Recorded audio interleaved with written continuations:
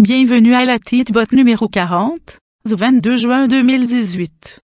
On reçoit au studio, Orlando Mike, qui nous explique la crypto-monnaie sociale, Steem. Hey! Oh. Ce que t'écoutes là, tu pognes ça sur l'Internet, là, hein? Danger! Attention! Internet warning. Change maintenant pour le service Internet, le Podcast with Cheese. Le service Internet le plus hostile.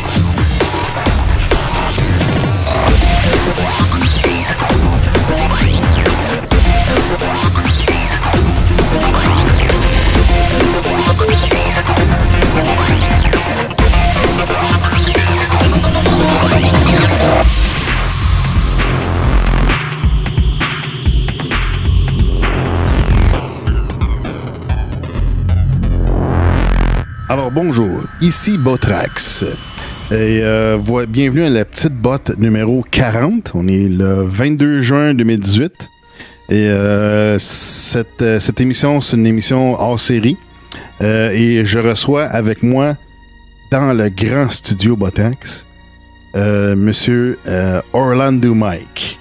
Salut. Yes sir. Donc, le sujet de cette émission, ça va être, on va parler du Steemit, de la crypto-monnaie, puis du blockchain. On va faire une suite un peu à ce qu'on a discuté avec Lascal, c'est bien ça? Ouais, c'est un peu, quand j'avais entendu ce que Lascal avait fait, je trouvais qu'il avait une bonne job, mais il n'avait pas couvert le côté un peu, je dirais, plus démocratique de certaines crypto-monnaies au niveau Steem. Donc, je pense je t'ai abordé, puis tu m'as dit, viens faire ton tour. Donc, j'ai dit, pourquoi pas. Parfait. En fait, j'aurais été très satisfait de le faire par Skype ou Messenger ou peu importe. Sauf que là, ça donnait que tu étais au Québec. Ouais. Donc, on a... fait que tu viens de la Suisse. Ouais, tout à fait. Donc, tu viens ici, tu es en studio. Donc là, on a un grand choc de culture. Je suis quand même un Québécois à la base, donc c'est pas trop... ça va. Okay. Je reprends mes repères. Hein. OK, d'accord. Donc, avant de commencer, on s'est ouvert un petit dossier. Ouais, on était assez sages pour pas tout de suite le consommer. Mais... Et donc, c'est quoi? C'est, je crois, du Coureur des Bois. OK. Whisky au sirop d'érable, donc pas la version en crème, mais la version whisky. Parfait. Donc, c'est la première fois que tu goûtais ça? J'ai goûté au sortilège puis aux autres, mais celle-là, je l'ai vu, je dis, il faut que je l'essaye. Parfait. Donc, on commence l'émission avec ça et on entame le sujet. Good.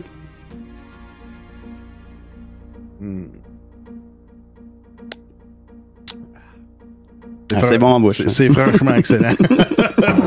Coureur des Bois. Donc, OK, on commence avec quoi?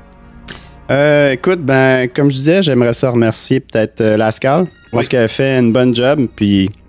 Je pense qu'il est plus calé que moi en crypto-monnaie, en sécurité, tout le kit. Moi, je suis pas un expert ou quoi que ce soit. Je suis juste quelqu'un qui a commencé à utiliser la crypto-monnaie puis via Steem en début d'année. Puis, je suis quand même assez tech-savvy. Je suis un développeur logiciel, donc je me débrouille avec les ordinateurs, avec tout ce qui est technologique. Donc, j'ai beaucoup lu sur le sujet pendant 1, 2, 3 mois avant de comprendre comment ça marche. Puis depuis ce temps-là, j'ai continué à l'utiliser, puis je vois comment ça marche, je vois les communautés, puis je participe. Donc demain, on fait un événement Steem Québec. On fait ça à Montréal, donc on va se regrouper, on va se voir en gang. Tu dis demain, ça veut dire le 23? Le 23, ouais. OK. Donc, fait que c'est le fun de participer à la communauté puis de faire en sorte qu'on se voit dans la vraie vie, donc c'est intéressant. Sinon, je dirais un petit coucou à Mike Tremblay pour partir de la 200e. Donc, c'est là que je t'ai rencontré aussi pour la première fois en personne, Botrax. Donc, c'était bien le fun parce que dans le fond, le podcast, je vous suis depuis un certain temps. Toi, Q3, c'est vous autres qui m'avez fait découvrir le podcast. Puis, Mike Tremblay, depuis quelques temps, je suis un de ses patrons. Donc, je suis la gang de loin. Puis aussi Stupid qui m'a fait visiter son studio. Puis, on s'est croisés aussi. Oui, là. Effectivement. Fait que c'était des belles petites vacances dans le monde et l'univers des créateurs de contenu. Là, est-ce que quand tu rentres dans le studio Botrax, est-ce que ça te désenchante ou ça brise la magie? Ou... Ben non, c'est chaleureux et geek. Plein d'ordi, d'écran, c'est pas pire.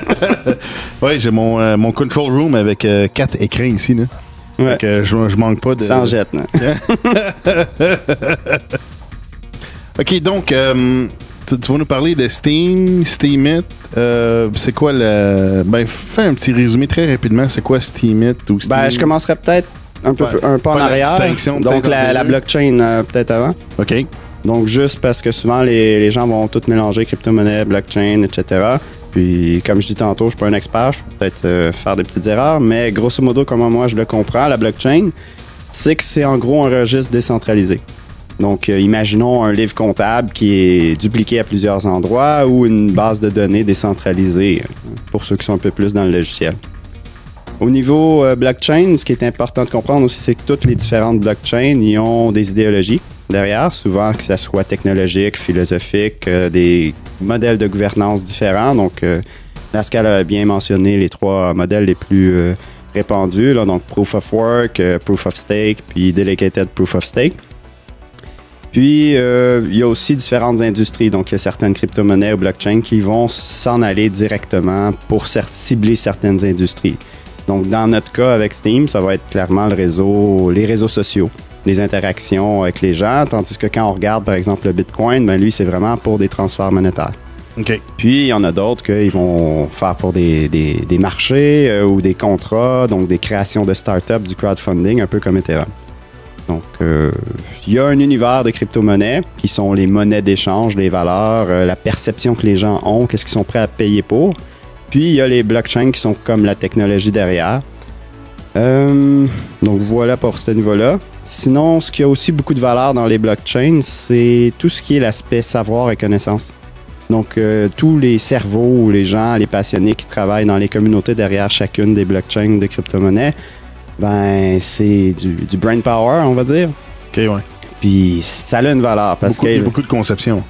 Il y a beaucoup de gens qui vont développer, de créer des applications, des systèmes automatisés, qui vont penser des concepts pour aider les gens à communiquer. Donc, il y a plein de façons de faire évoluer ces blockchains-là au niveau technologique, mais aussi au niveau comment on les utilise, quoi. Donc, ça, c'est plus une communauté est on the hype, puis qu'elle a vraiment beaucoup de contributeurs, plus elle va prendre de la valeur. Donc, comme Bitcoin a été un des premiers, c'est comme un peu le roi, puis il y a toujours plein de monde qui travaille derrière, donc c'est pas juste le fait que c'est une technologie qui encrypte les trucs, puis qu'il y a vraiment beaucoup d'argent derrière. Les gens ont mis de l'argent parce qu'ils croyaient dans certaines personnes qui ont beaucoup d'efforts et de talent et d'expertise à donner, puis qui sont parfois quand même assez utopistes, je dirais, dans certains cas. Et dans l'autre extrême, il y a beaucoup aussi d'arnaques, de conmen, puis de fausses monnaies, puis d'investisseurs financiers qui sont arrivés dans les dernières années aussi, qui veulent venir chercher les profits des petits investisseurs. Donc, c'est sûr que pour entrer là-dedans, pas toujours pour monsieur, madame, tout le monde. Fait qu'il faut se renseigner ou il faut vraiment faire confiance à quelqu'un puis dire, tu vas me montrer ou suivre un YouTuber connu en qui on a confiance, mais on n'est jamais à l'abri de... Ah, mais on s'était trompé, j'avais pas de boule de cristal. Finalement, ça aussi, c'est une arnaque. Ou ça, ça a pas tenu la route technologiquement, puis c'est plate. Donc, c'est un peu l'univers des blockchains, je dirais, le statut actuel. Puis, quelques caractéristiques des blockchains aussi, c'est que c'est immuable. Donc, c'est quand quelque chose se passe dans une blockchain, ça veut dire que ça peut pas être défait ou changé. La seule façon de le faire, c'est de faire comme on appelle en informatique, un fork, donc une branche, dans laquelle on va dupliquer ce qu'il y avait jusqu'à un certain moment, puis que là, la vérité n'est plus la même. Puis là, après ça, les gens vont aller dans la branche qui leur semble la plus légitime. Ça, on a vu avec le Bitcoin puis le Bitcash puis Bitcoin Cash. Après ça, les deux peuvent continuer à vivre aussi, puis tous les deux ont leur écosystème. C'est juste qu'à un moment, ils ont décidé que la façon dont allait fonctionner le système était plus la même ou que telle transaction a été rejetée, puis à partir de ce moment-là, ça a été forké, quoi. Voilà, il y a toujours aussi des incitatifs à la participation. Tu sais, on s'entend, les crypto-monnaies, nouvelles technologies, il faut que les gens en parlent, la promotion, c'est tout le temps un aspect qui est dans toutes les crypto-monnaies que j'ai vues. Je peux me tromper, mais qui est presque toujours récurrent. Donc, il faut toujours avoir de l'argent en jeu pour ceux qui vont aller faire de la promotion, vendre le truc. Donc, il y a aussi un aspect monétaire à ce que des gens viennent achaler d'autres personnes, pour que éventuellement la masse de personnes qui utilisent une blockchain ou les applications qui sont en lien augmente, puis qu'éventuellement ceux qui ont investi de l'argent ou du temps ou des efforts, vu qu'il y a beaucoup de monde qui a mis de l'argent, eux, ils se font payer, quoi. Je dirais pas jusqu'à dire que c'est du multi-level marketing ou des pyramides, là, mais pour que ça marche dans la vie, il faut qu'il y ait assez de gens qui adhèrent à un concept puis qui l'utilisent. Donc, c'est sûr qu'il faut en faire la promotion. Ouais. Comme une business. Hein. Mais il y a beaucoup de compagnies qui s'improvisent, compagnies du MLM ou du multi-level marketing qui utilisent comme des systèmes comme Bitcoin, OneCoin, des affaires la même. Je te dirais que c'est pour eux, écoute, t'as une nouvelle technologie, il y a un buzz présentement. Et c'est pas réglementé dans la plupart des cas, ça commence, puis c'est un peu le party, puis t'as des gens qui sont juste là pour essayer d'attraper une opportunité, puis qui sont un peu des poissons faciles, je dirais. Je m'en souviens plus en tout cas, je m'en souviens plus d'un site, mais je suis abonné à un newsletter d'un site que lui, il fait comme un peu des reviews de différentes compagnies, puis entre autres des compagnies de multi-level. Puis, en fait, lui... Quand c'est des compagnies qui ont l'air frauduleuses ou qui font des affaires un peu nébuleuses avec des systèmes de crypto-monnaies, des affaires comme ça, ils les appellent des... comment ils appellent ça? Des gift schemes. Quelque chose du genre, là, tu sais. Ouais, c'est ça. Fait que c'est un cash gifting scheme, quelque chose comme ça. Non, en partant, tu sais, si on te promet 1,5% d'intérêt sur ton investissement tous les jours... tu peux avoir quelques flags que c'est peut-être pas normal. C'est ça, mais... quand c'est trop beau pour être vrai, habituellement, c'est le cas. C'est ça, mais le point, c'est qu'il y a plusieurs compagnies qui s'associent avec une crypto-monnaie puis créent une fausse entreprise. Une entreprise qui n'a pas de fondement ou que, justement, comme tu dis... Ils font une recette, puis ils vont la répéter, puis j'en ai vu. J'en avais même mis un petit peu dans une. Là, j'avais des gros doutes. Je dis, je mets un petit montant pareil, on sait jamais. Puis quelqu'un m'avait référé le truc, puis je dis, c'est mauvais. Finalement, j'ai pas perdu, j'ai réussi à ressortir mes trucs avant, mais tu le vois, là. Puis, faut suivre son instinct, mais à un moment donné, il faut se renseigner, il faut faire ses devoirs, là. Je veux dire, il n'y a pas d'argent facile à faire. Fait que si tu veux aller investir là-dedans, mon gros warning, c'est renseigne-toi, mais seulement ce que tu es prêt à perdre, puis sinon, si tu veux être plus pour le hype technologique puis que tu es un peu tech-savvy puis tu veux aller jouer avec ça, va dans les projets open source, va sur certaines plateformes qui sont déjà avec des bonnes communautés puis que tu vas pouvoir te faire aider, comprendre le truc, puis là, tu vas avoir du fun. Puis souvent, il y a des récompenses à la clé comme sur Steam.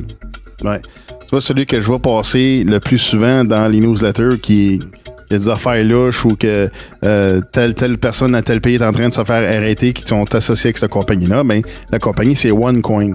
OneCoin, c'est vraiment la compagnie que je vois passer qui a le plus de fraude ou d'affaires criminelles. Mais dans plusieurs pays, là, tu sais. Okay. C'était assez hallucinant. Ah ouais, tu sais, écoute, Len Connect, le célèbre, je le répéterai pas, là, mais vous verrez sur YouTube, son speech pour vendre, il était vraiment, comment dire, pompé, le gars, tu sais. C'est qui, ça? Len Connect. OK. Donc, c'était une plateforme d'échange de crypto-monnaies, puis il m'a amené, ça a juste planté, mais lui, il allait faire vraiment de la grosse promotion, puis faisait un one-man show en avant, là, puis Party Man, là, puis let's go, là, Len Connect! OK. Donc, ensuite?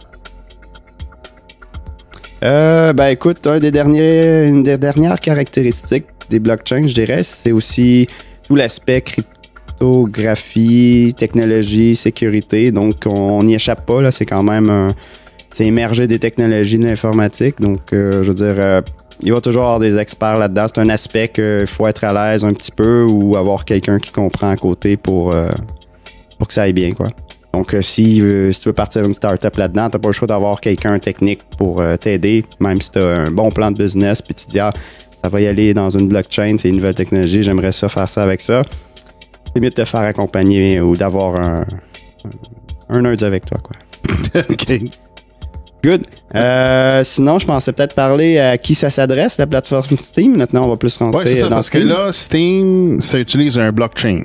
Oui, ben, la blockchain, c'est Steam. Et Okay. Steam, c'est aussi le nom de la crypto-monnaie d'échange sur les différents marchés. OK, donc il y a une crypto-monnaie associée avec ça. Ouais. OK. Donc, c'est la crypto-monnaie Steam, elle va varier sur les marchés d'échange. OK. Donc, elle a une valeur.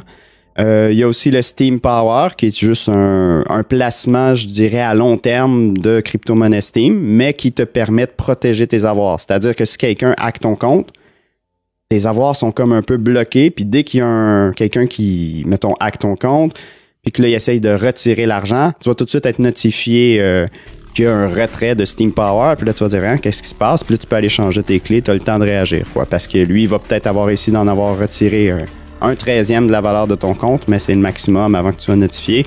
Là, tu peux aller réagir, faire de quoi. Après ça, tu as les Steam Dollar, SBD.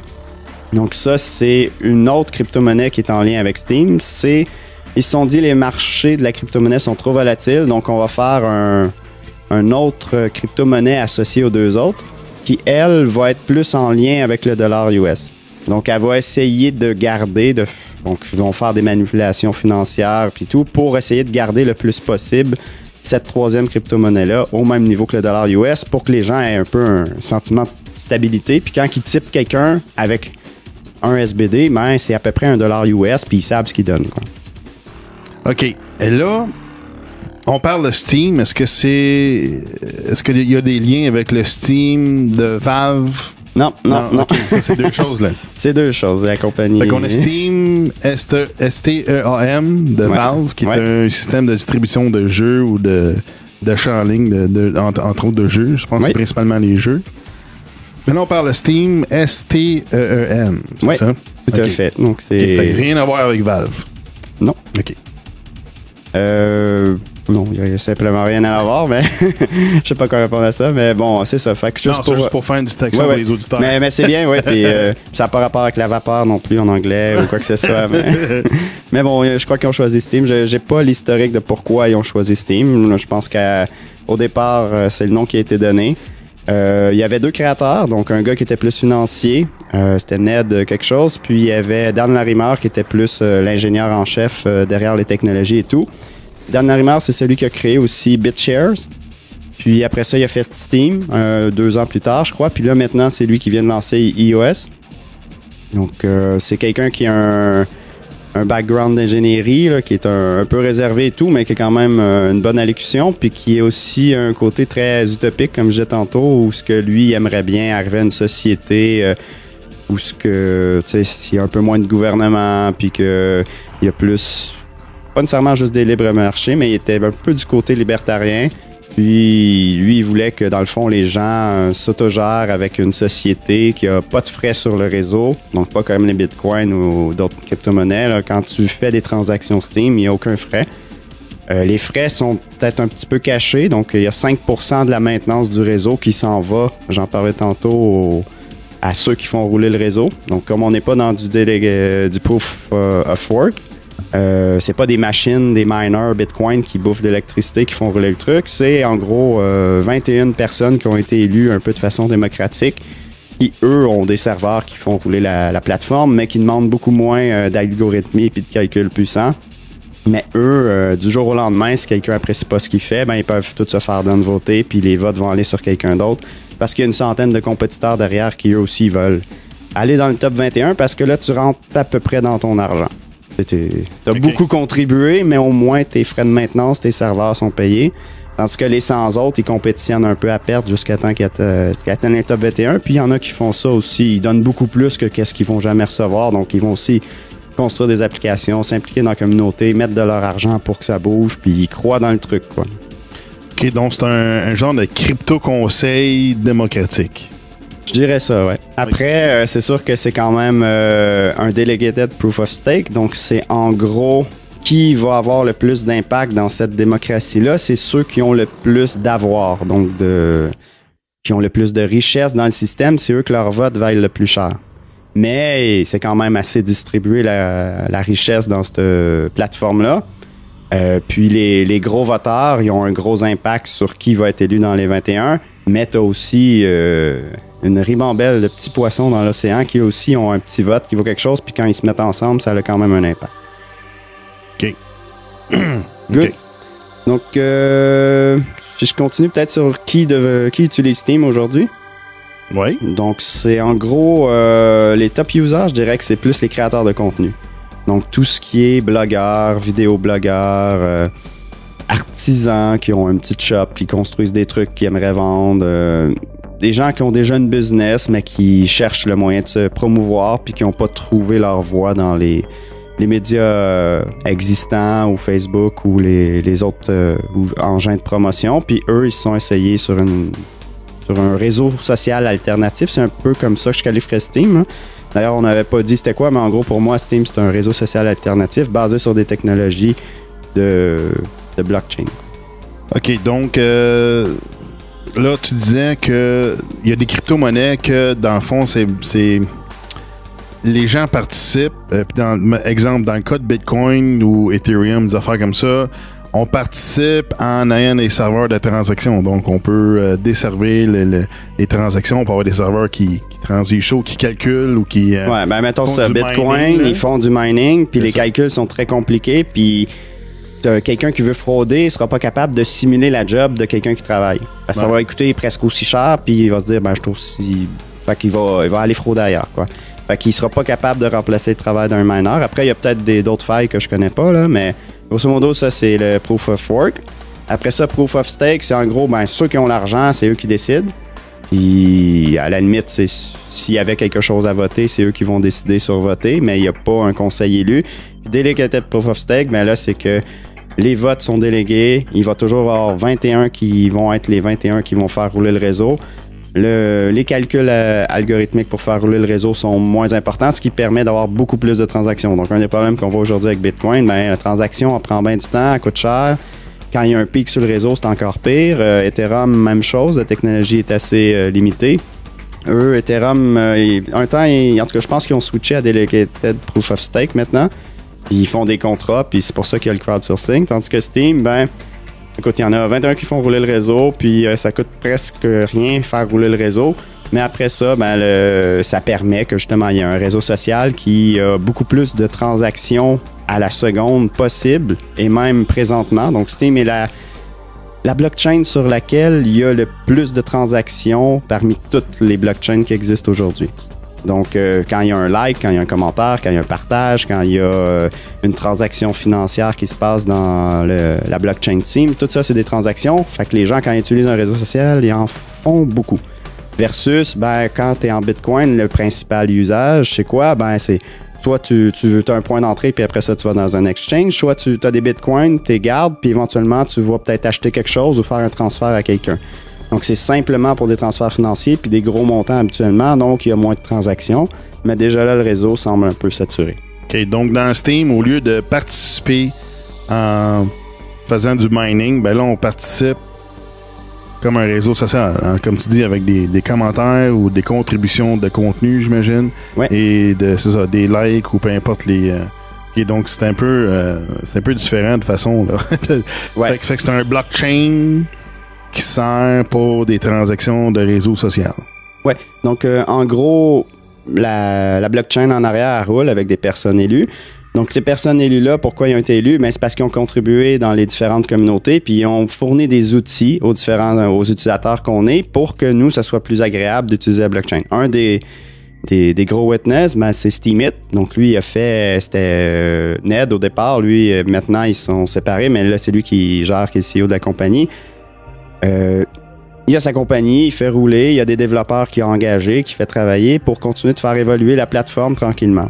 Puis le site web Steemit, ben, nous permet d'accéder à la blockchain et de, par exemple, voir nos publications, voir les publications des autres, voir les trending, voir tout ce qu'il y a à voir au niveau de ton portefeuille, tes avoirs, configurer les différents aspects, aller voter pour des witness, puis éventuellement faire des likes ou partager le contenu des autres ou écrire une nouvelle contribution.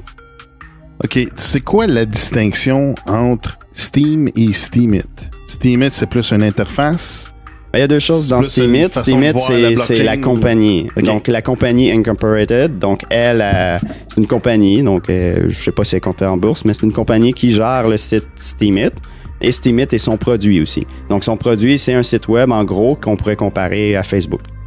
Éventuellement, Steam, c'est comme c'est open source, toutes les applications à peu près qui sont la constellation d'applications qui naviguent sur la blockchain Steam sont à peu près toutes open source. Puis, ils utilisent toute la base de données centralisée, donc la blockchain Steam, pour afficher leur contenu ou s'envoyer des messages, faire des transferts monétaires. Donc, chaque application va se spécialiser, mais en même temps travaille toutes avec les mêmes données. Okay. Donc, par exemple, ce qui donne la possibilité d'avoir plusieurs applications mobiles. On en a 2-3 là, que je connais qui font la même chose que ce que le site web Steemit, mais sur les mobiles. Il y a aussi l'application Busy, qui lui, elle, est un autre site web qui compétitionne Steemit, puis qui, selon moi, a un peu mieux au niveau de l'usabilité, puis qui marche sur les mobiles aussi. Okay. Il y a DTube, qui, elle, s'occupe des vidéos, donc elle est spécialisée dans les vidéos. DLive est un concurrent de DTube, donc eux, ils se font compétition pour la vidéo live, la vidéo après coup, plein de choses comme ça. Il y a D-Sounds, donc pour les gens qui font de l'audio, podcast, ouais. Ah, c'est intéressant. Ouais. Puis il y en a pour les images, il y en a pour un genre de LinkedIn professionnel, il y a un genre de Twitter. Ils ont tout recréé à peu près les applications que les gens utilisent aujourd'hui. Et certaines applications font un peu plus que juste un domaine. Okay. Mais grosso modo, c'est ça. Il faut voir ça comme une constellation d'applications qui travaillent avec la même blockchain en arrière, les mêmes données. Certaines applications n'affichent pas tout, ils restreignent à leur contexte. D'autres applications affichent tout. Donc, c'est un petit peu le marché qui guide ce que les utilisateurs ont besoin. Ils vont le demander, puis là, les développeurs vont le développer. Puis plus l'application est utilisée, plus il y a de trends, plus il y a des chances qu'ils se fassent de l'argent. Puis un des aspects importants aussi, vu que c'est tous des projets open source, un projet qui s'est créé puis qui a des gros financements derrière, c'est Utopian. Utopian, c'est en gros une organisation qui utilise Steam pour récompenser n'importe quelle contribution à un projet open source. Donc, quand tu t'en vas sur GitHub, qui est une plateforme pour les développeurs pour créer des projets open source, toi, en tant que développeur, tu peux créer ton code, faire un commit, puis là, ça a une valeur, ça donne une fonctionnalité, tu as créé un site web, il fait quelque chose. Eux, ils vont aller réviser ce que tu as fait, grosso modo, selon certains critères, et ils vont te donner une récompense avec un vote Steam. Et par exemple, moi j'ai été faire de la documentation pour ce qu'un développeur faisait sur un de ses projets, qui est un add-on par-dessus Steemit, qui donne des nouvelles fonctionnalités. Moi, j'ai pris le dernier mois des fonctionnalités qu'il avait ajoutées, puis j'ai mis à jour sa documentation. Fait que ça peut être du travail de QA, ça peut être du travail de testeur, de bug hunting, ça peut être du travail d'analyse, de suggestion d'idées. Tout ce qui peut aider le projet à avancer, je dirais. Puis dans ce cas-là, j'avais eu peut-être l'équivalent de $100 US les 2 fois que je l'ai fait 2 fois. Fait que c'est quand même, ça peut être intéressant pour quelqu'un qui a rien d'autre à faire, qui veut essayer, d'aller contribuer à un projet open source puis de se faire récompenser pour ses contributions. Ah ouais, c'est intéressant ça. Ouais. OK, donc à ce moment-là, tu as contribué sur un projet. Ouais. Donc, tu as eu, mettons, $100, tu dis. Bon, ce $100-là, il vient de qui? Il vient de où? Il venait justement du projet Utopian, qui lui est backé par des financiers qui croient que s'ils investissent de la monnaie, de ce que je comprends de leur projet, c'est que s'ils investissent là-dedans, il y a des développeurs qui vont coder, qui vont coder de façon un peu, parce que $100, c'est pas grand-chose non plus pour le travail qu'on fait des fois, puis ça va faire développer et évoluer l'écosystème des applications, ce qui va faire que eux, leur investissement va valoir plus. Si Steam est plus utilisé, puis eux, ils ont beaucoup d'argent d'investi, c'est comme une façon de faire la promotion. Donc, ici, il y a du boulot pour améliorer ou nettoyer le centre d'achat qu'on vient d'ouvrir. S'il est plus propre, s'il y a un nouveau magasin qui rouvre puis qu'il y a plus d'activités à faire, il y a plus de gens qui vont venir acheter dans les magasins. Puis là, ceux qui sont propriétaires de quelques magasins là-dedans, ben, ils sont bien contents. Donc, c'est un peu comme je parlais tantôt, les investisseurs, la promotion est toujours omniprésente. Les gens aimeraient bien qu'il y ait plus de gens qui utilisent la plateforme. OK. Donc, si tu contribues quelque chose dans le projet, c'est-tu la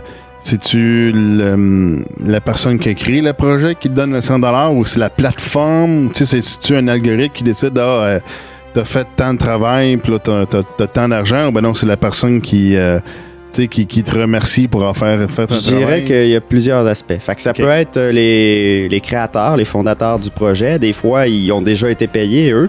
Puis quand tu contribues, ben, ils vont aller quand même te donner un petit like qui lui va te donner un petit montant quand même. Fait que ça, c'est une partie de la récompense. Fait que ça peut être donné par ceux qui sont déjà dans le système, qui sont contents que tu les aides. OK, donc démontrer une appréciation, déjà, ça peut te donner une valeur dans la blockchain de Steam. Oui, mais dans la blockchain Steam, la façon de distribuer les nouveaux blocs, c'est avec les likes. Okay. Donc, en gros, c'est paramétrable, c'est configuré, puis là, c'est les 21 witness qui décident, mais il y a des règles qui sont décidées par eux, puis ces règles-là sont appliquées.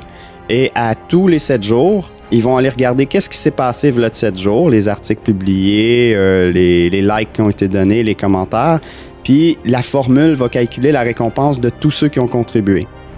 Puis, tu as une partie des récompenses qui va aller aux auteurs, une partie qui va aller, ils les appellent les curators, donc les gens qui ont fait un like ou qui ont commenté sur l'article, c'est qui ont aidé à faire monter le contenu dans les ratings. Donc, ils ont participé à la promotion de la création d'un contenu. Donc, eux aussi sont récompensés à 25% et les créateurs de contenu, normalement, à 75%. OK. Donc ça, c'est la façon dont Steam distribue les profits qui sont créés avec les nouveaux blocs qui existent à tous les jours. Après, ben, Steam est basé sur un marché financier, je dirais, des crypto-monnaies, puis la perception de la crypto-monnaie va faire que c'est quand même assez volatile.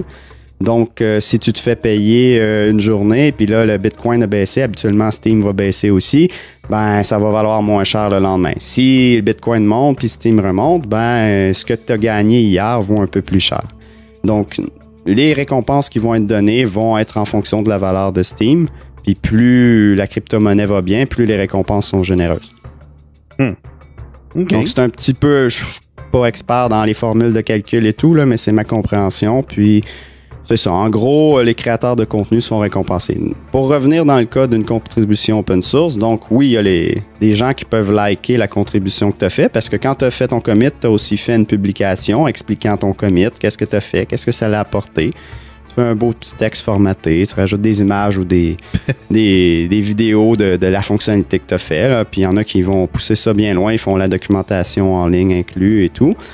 Puis là, ben, tous les gens de ton réseau peuvent aussi voter pour ça, puis dire « Ah, ce que tu as fait, c'est intéressant, merci de l'avoir fait. » Puis là, tu as des petites contributions du réseau. Après ça, tu as le projet Utopian qui, lui, ils vont avoir des gens qui se spécialisent à aller faire la revue de toutes les contributions. Puis eux sont récompensés pour ça par le projet Utopian, donc ils sont un peu payés pour aller faire le tri de toutes les contributions. Et ils vont souvent donner des commentaires constructifs. Là, ça leur donne un petit edge aussi. Puis toi, une fois qu'ils ont évalué la valeur de ton contenu, ben là, le compte Utopian va aller te donner une récompense à ta juste valeur en fonction de OK, ben là, j'avais, 60 contributions à regarder. Moi, j'avais 60$ US à distribuer. Celle-là est plus intéressante que les autres. J'y donne 5$. Celle-là, j'y donne une. Celle-là, 50 cents. Puis, ils vont distribuer en fonction de ce que les personnes qui ont fait la revue ont dit, puis de la valeur qu'ils ont donnée aux choses. Puis, il y a une partie, ben, si tu avais déjà réussi à avoir beaucoup de votes, des fois, ça va t'aider à avoir une meilleure récompense aussi. Donc, plus tu es bien perçu par la communauté, plus le système qui encourage les créateurs ou les développeurs pour leur contribution open source, plus ils vont aussi te récompenser, quoi. Wow, OK. Donc, si tu contribues quelque chose d'intéressant ou de pertinent, ben, tu vas avoir une plus grande popularité ou une plus grande appréciation, donc une plus grande compensation monétaire derrière, c'est ça? Ouais, je dirais que c'est comme dans la vraie vie aussi. Fait que t'as beau faire le meilleur job du monde, si t'as pas su te vendre ou afficher ce que tu faisais, t'auras pas les récompenses. Tu sais, si tu parles jamais à ton boss que tu veux une augmentation, que tu dis jamais que t'as fait du bon boulot, puis lui montrer des choses que t'as fait, il t'augmentera pas ou il te donnera pas un bonus ou t'auras pas la job même. Donc voilà. Donc, il faut quand même passer du temps à promouvoir, à aller remplir, justement, à faire une publication sur ce que tu as fait, qui explique ce que tu as fait, d'aller demander aux gens, hey, venez voter pour moi si vous trouvez que ce que j'ai fait est pertinent, d'en parler dans un chat channel pour dire, hey, ça existe, dites-moi ce que vous en pensez, puis d'aller remplir le formulaire Utopian pour dire, hey, j'ai fait une contribution, merci de l'évaluer, puis de la catégoriser, puis moi, j'avais fait deux contributions de documentation. OK. Fait qu'un peu comme Facebook, faut que tu fasses de l'auto-promotion, c'est ça? Ouais, donc là, j'ai parlé plus de l'aspect pour les projets open source. Là, ça en demande encore plus si on veut être vraiment payé à sa juste valeur. Mais des fois, tu peux juste contribuer pour le plaisir de contribuer sans aller chercher toute la valeur que tu mériterais.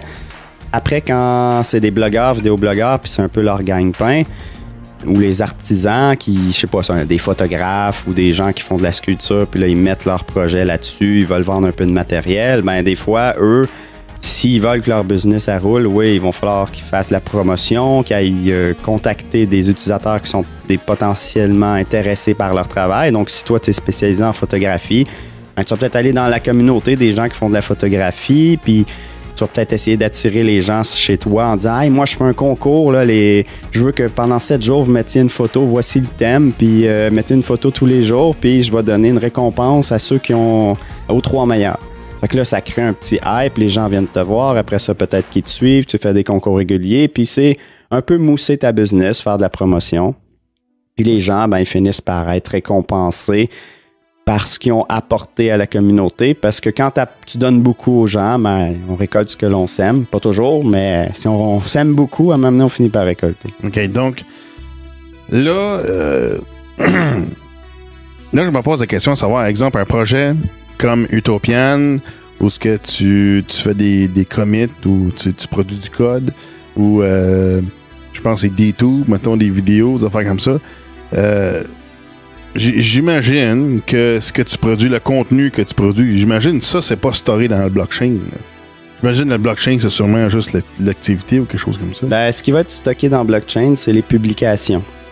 Donc, ça va être les liens vers les images qui sont stockées sur un genre, voici CDN. Ce que j'ai fait ci de telle façon, puis pour telle raison.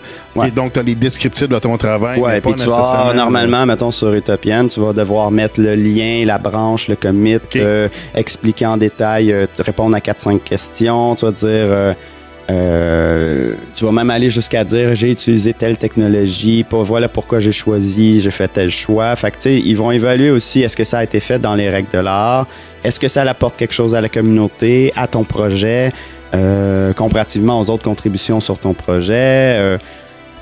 Plein de choses comme ça qui vont être intéressantes. Après ça, pour quelque chose comme des images ou des vidéos, ça va être stocké normalement sur d'autres serveurs, mais la blockchain va avoir des liens vers ces serveurs-là ou des liens Internet, tout simplement.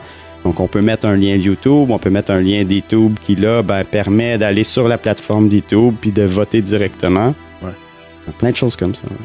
Mais c'est cool. Fait qu'au moins, tu peux faire ce que tu fais normalement sur l'Internet, mais au moins d'avoir possiblement une compensation d'arrêt, une récompense monétaire, en fait. Oui, ben c'est ça. Souvent, ce qui est arrivé pour certains créateurs de contenu, ben c'est que ils se sont fait démonétiser sur YouTube ou bloquer sur Facebook ou je sais pas, Twitter leur a fait un shadow ban puis ils ont presque plus de revenus. Ou c'est plein d'aberrations qui arrivent ces temps-ci avec la censure.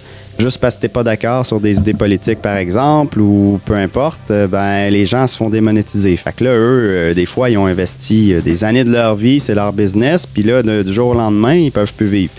Fait qu'à un moment donné, ils ont dû trouver des voies alternatives pour se faire payer. Certains ont été investir, ont créé leur propre site, ont demandé à leur fanbase de les suivre. Là, je pense à Stéphane Molineux, par exemple, qui a fait sa propre plateforme, puis il avait déjà vu le trick venir. Alors que tu regardes, André Pitt était en train aussi de faire un peu le même principe, d'avoir son propre site puis faire ses trucs parce que si jamais il se fait démonétiser, il sera pas à la rue. Si Patreon veut plus qu'il soit subventionné parce que les antifas ont été bloqués son truc. Donc il y a une partie des créateurs de contenu qui sont un peu les exclus de je dirais, de la presse, donc des penseurs qui pensent différemment, que ça soit pour n'importe quel sujet. Et donc, Steam serait né d'un besoin, c'est ça? Je dirais que c'est juste tombé au bon moment. C'est pas nécessairement... Ça donnait que ça se créait comme ça. Ça a donné que le réseau commençait à exister. Il y en avait d'autres. Il y a d'autres crypto-monnaies aussi qui accueillent, puis je les connais pas toutes, mais qui accueillent les créateurs de contenu qui ont été délaissés. Puis voilà. Mais je crois que Steem a plus été créé comme une expérimentation sociale où ce que eux voulaient s'éloigner de la centralisation bancaire et des gouvernements, puis dire nous, on veut pouvoir transiger entre nous, être récompensé sans qu'il y ait d'intermédiaire, puis que ça soit plus direct, puis qu'on veut remplacer Facebook avec quelque chose où ce que c'est pas la pub, l'argent de la pub qui a été fait ou quoi que ce soit, on vend tes données ou quoi que ce soit. Non, maintenant, c'est totalement transparent, tout le monde a accès à tes données. Puis, écoute, tu vas être récompensé pour ce que ça vaut, plutôt que nous, on garde les profits de la publicité puis qu'on te donne un beau petit site web à utiliser comme Facebook a fait. Ouais, c'est ça, parce que c'est intéressant parce que là, j'aimerais ça faire une petite parenthèse pour détailler un peu c'est quoi les frustrations courantes avec Facebook, YouTube, tu sais, puis Twitter. C'est que moi, personnellement, maintenant, avec Facebook, ma frustration, moi, personnelle, c'est que moi, je suis un créateur de contenu, je fais des podcasts, je fais des émissions. J'annonce sur Facebook que voici le dernier épisode que j'ai fait sur tel sujet, blablabla. Parfait.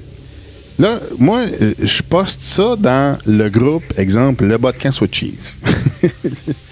Fait que, mais puis là, exemple, si j'ai plusieurs personnes qui sont abonnées ou qui ont fait un like sur la page de Podcast with Cheese, et là, je crée un post, je fais une annonce, voici une émission, le nouvel épisode, ben, c'est pas tous les gens qui ont fait un like qui vont voir l'annonce, qui vont voir le post que j'ai fait dans la page du Podcast with Cheese. Donc, pour que tous les abonnés, si on va appeler ça comme ça, les abonnés ou les suiveurs ou les likers de la page du Podcast with Cheese, pour que tous mes abonnés de cette page-là voient le post, le message que j'ai posté, ben il faut que je mette de l'argent pour faire une publication qui est, là on peut spécifier à qui qu'on cible la publicité.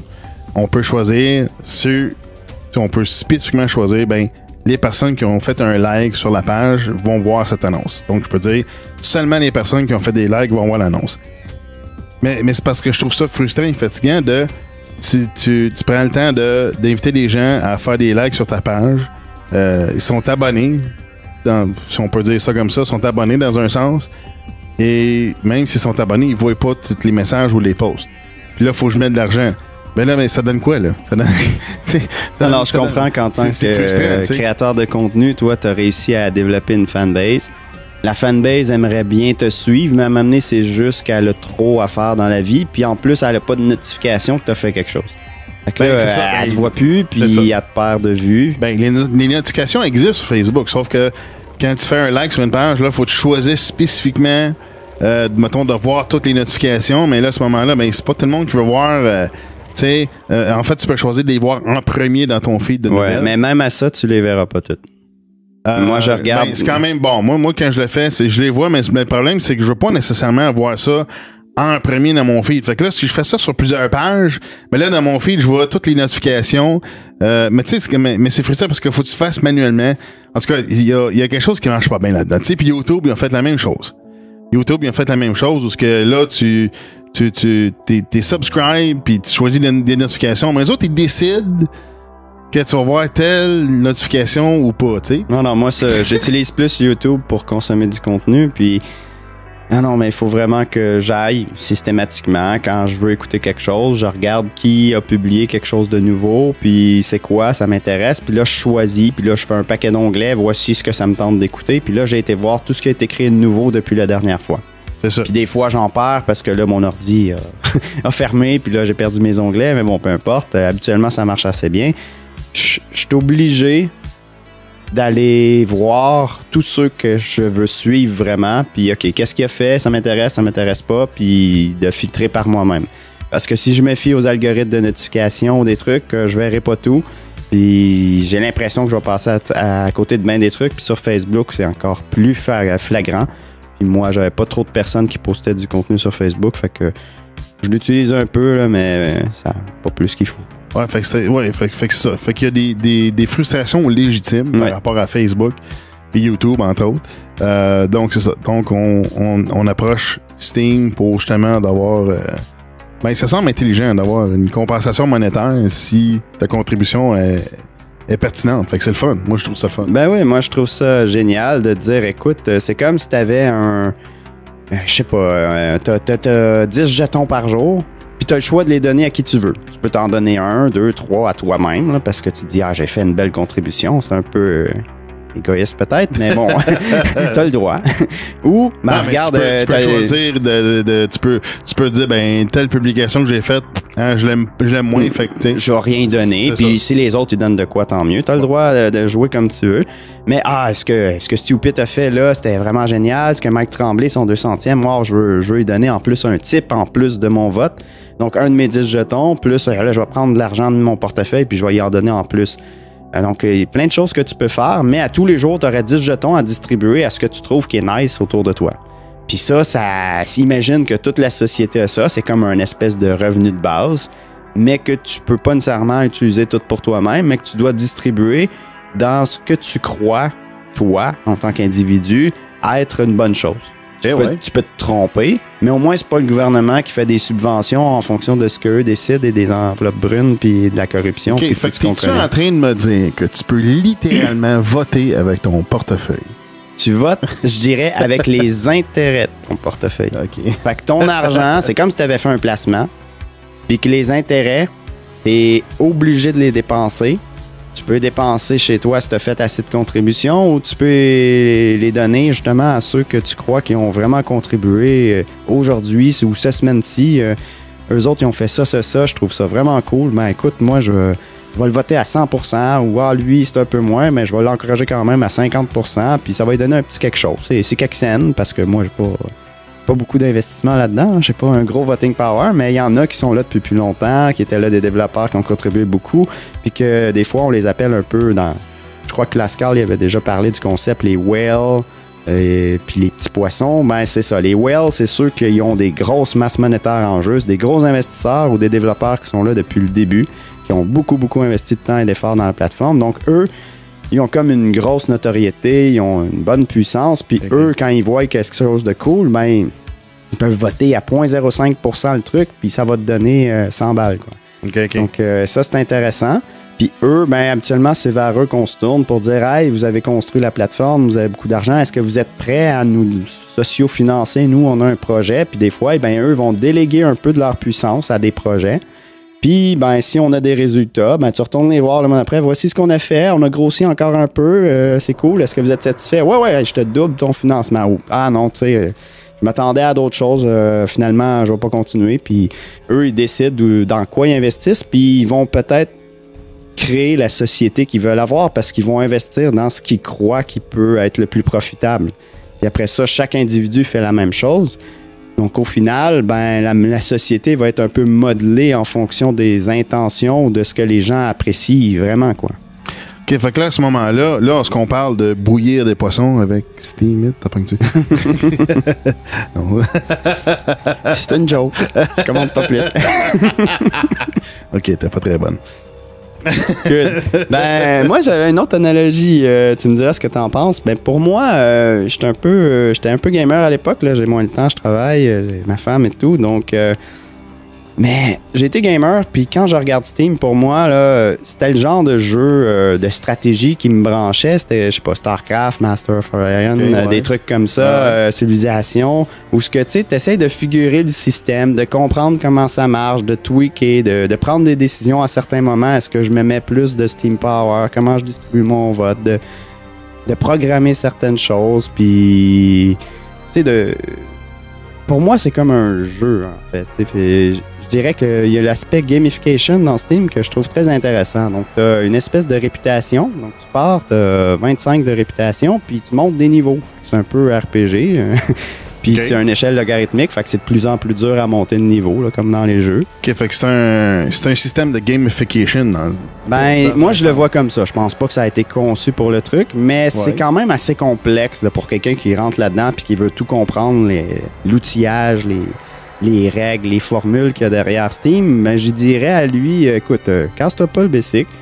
C'est comme un jeu. T'as de la réputation, faut que tu la fasses monter, c'est comme des niveaux. T'as de la puissance de vote que tu distribues, puis tu choisis où ce que tu mets tes attributs comme sur un personnage. Tu as de la capacité de vote, donc c'est comme une gauge de vie. Puis si tu dépenses trop de vote à m'amener, ben t'es plus faible. Fait qu'il faut que tu attendes que ça remonte. Ça remonte de 1% à toutes les 2 heures. Fait que tu peux faire à peu près 10 votes par jour. Si t'en fais plus, t'as le droit, mais à m'amener, tu tapes moins fort. T'sais, ton vote, il diminue, puis là, tu perds un peu d'argent. Mais c'est pas grave, tu peux quand même le faire. C'est toi qui fais tes choix.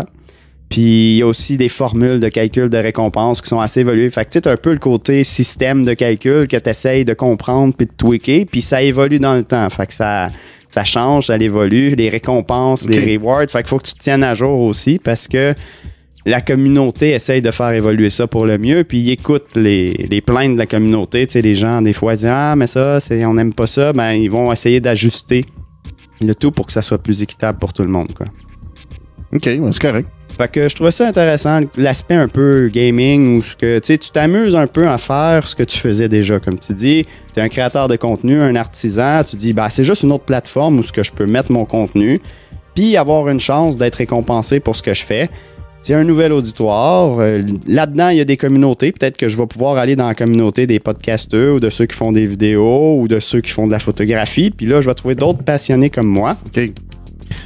Fait qu'au lieu d'avoir un paquet de likes, puis juste d'avoir... 27 likes, mais c'est... Non, mais c'est ça, mais au lieu d'avoir un paquet de likes juste pour flatter l'ego, ben là, tu peux avoir des likes qui valent quelque chose. Qui valent quelque chose. Ouais. Donc, c'est sûr que ça va dépendre de qui a liké le truc. Fait que si c'est Monsieur Baleine qui est vraiment un des gros de la photographie, puis il a liké ton truc, je pense que moi, j'avais fait un truc de photographie sur la Suisse. Je faisais du vélo sur les... Puis là, t'avais les montagnes, les lacs et tout. J'avais une dizaine de photos dans ma publication. Puis lui, je sais pas comment il est tombé dessus, mais il est tombé dessus, puis il m'a voté. Et ça m'a donné 20$ US, juste son vote à 5%, ou je sais pas. Fait que j'étais bien content, tu sais. C'est le fun de dire, hey, j'ai fait une publication, puis c'était juste pour partager des images et tout. Puis au final, t'as une petite récompense. OK. Fait que là, exemple, là, tu as de l'argent dans la plateforme Steam. Comment tu fais ça pour avoir ça dans ton portefeuille ou dans ton compte de banque ou peu importe? Comment ça se transige? OK. J'irais parler de 2 aspects. Est-ce que c'est quelque chose qui est possible? Oui, c'est possible. Okay. C'est sûr que, comme toutes les crypto-monnaies aujourd'hui, il n'y a pas encore beaucoup de crypto-monnaies où ce que tu peux aller acheter concrètement des choses directement. Effectivement. Il y en a, là, puis il y a des machines distributrices où ce que tu peux échanger des bitcoins contre de l'argent, je pense aux US, mais je suis pas trop au courant, puis c'est pas encore, c'est marginal, quoi. C'est pas... c'est ça, c'est pas... Aller acheter son café avec des bitcoins, tu vas avoir des bons frais de transaction, c'est pas très rentable, ou ça va être long, puis en tout cas, c'est pas encore développé. Il y a certaines crypto-monnaies qui essaient de s'attaquer... Ça, tu vas au McDo, puis attends un peu, là, faut que ta transaction passe, là, bien... 3 heures plus tard. Non, en tout cas, on rit, là, mais ils sont en train de régler leurs problèmes. Ils ont beaucoup de cerveaux qui travaillent derrière ça. Non, mais c'est parce que, ultimement, c'est qu'il faut que ça soit vraiment pratico-pratique dans la vie courante à Manny. Ouais. Donc, pour l'instant, Steam n'est pas nécessairement une plateforme qui fait justement de l'échange monétaire pour des transactions, pour des échanges, pour des achats. Il y en a d'autres qui s'occupent de ça. Là. Je les connais pas toutes, puis je connais pas les meilleures, mais... ça va être attaqué par quelqu'un. Puis à m'amener, tu vas pouvoir dire, moi, je sais pas, je m'achète un truc sur Amazon en telle crypto-monnaie, puis ça te fait livrer, puis that's it, c'est bon.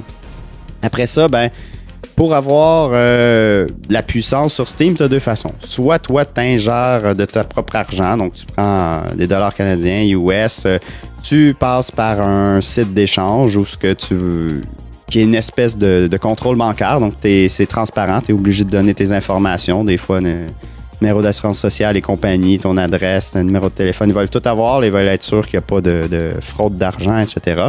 Donc, pour pouvoir mettre de l'argent ou en sortir, il faut que tu passes par là. Puis eux, ils ont des bons frais de transaction. Donc, si tu vas mettre moins de 500$, des fois, tu vas te taper 25$ de frais de transaction fixe plus un pourcentage qui fait 50$ de frais. Wow. Pour 500$, à m'amener, c'est ça, faut vouloir.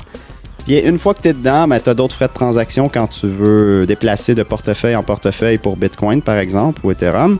Ethereum est un peu moins cher, un peu plus rapide.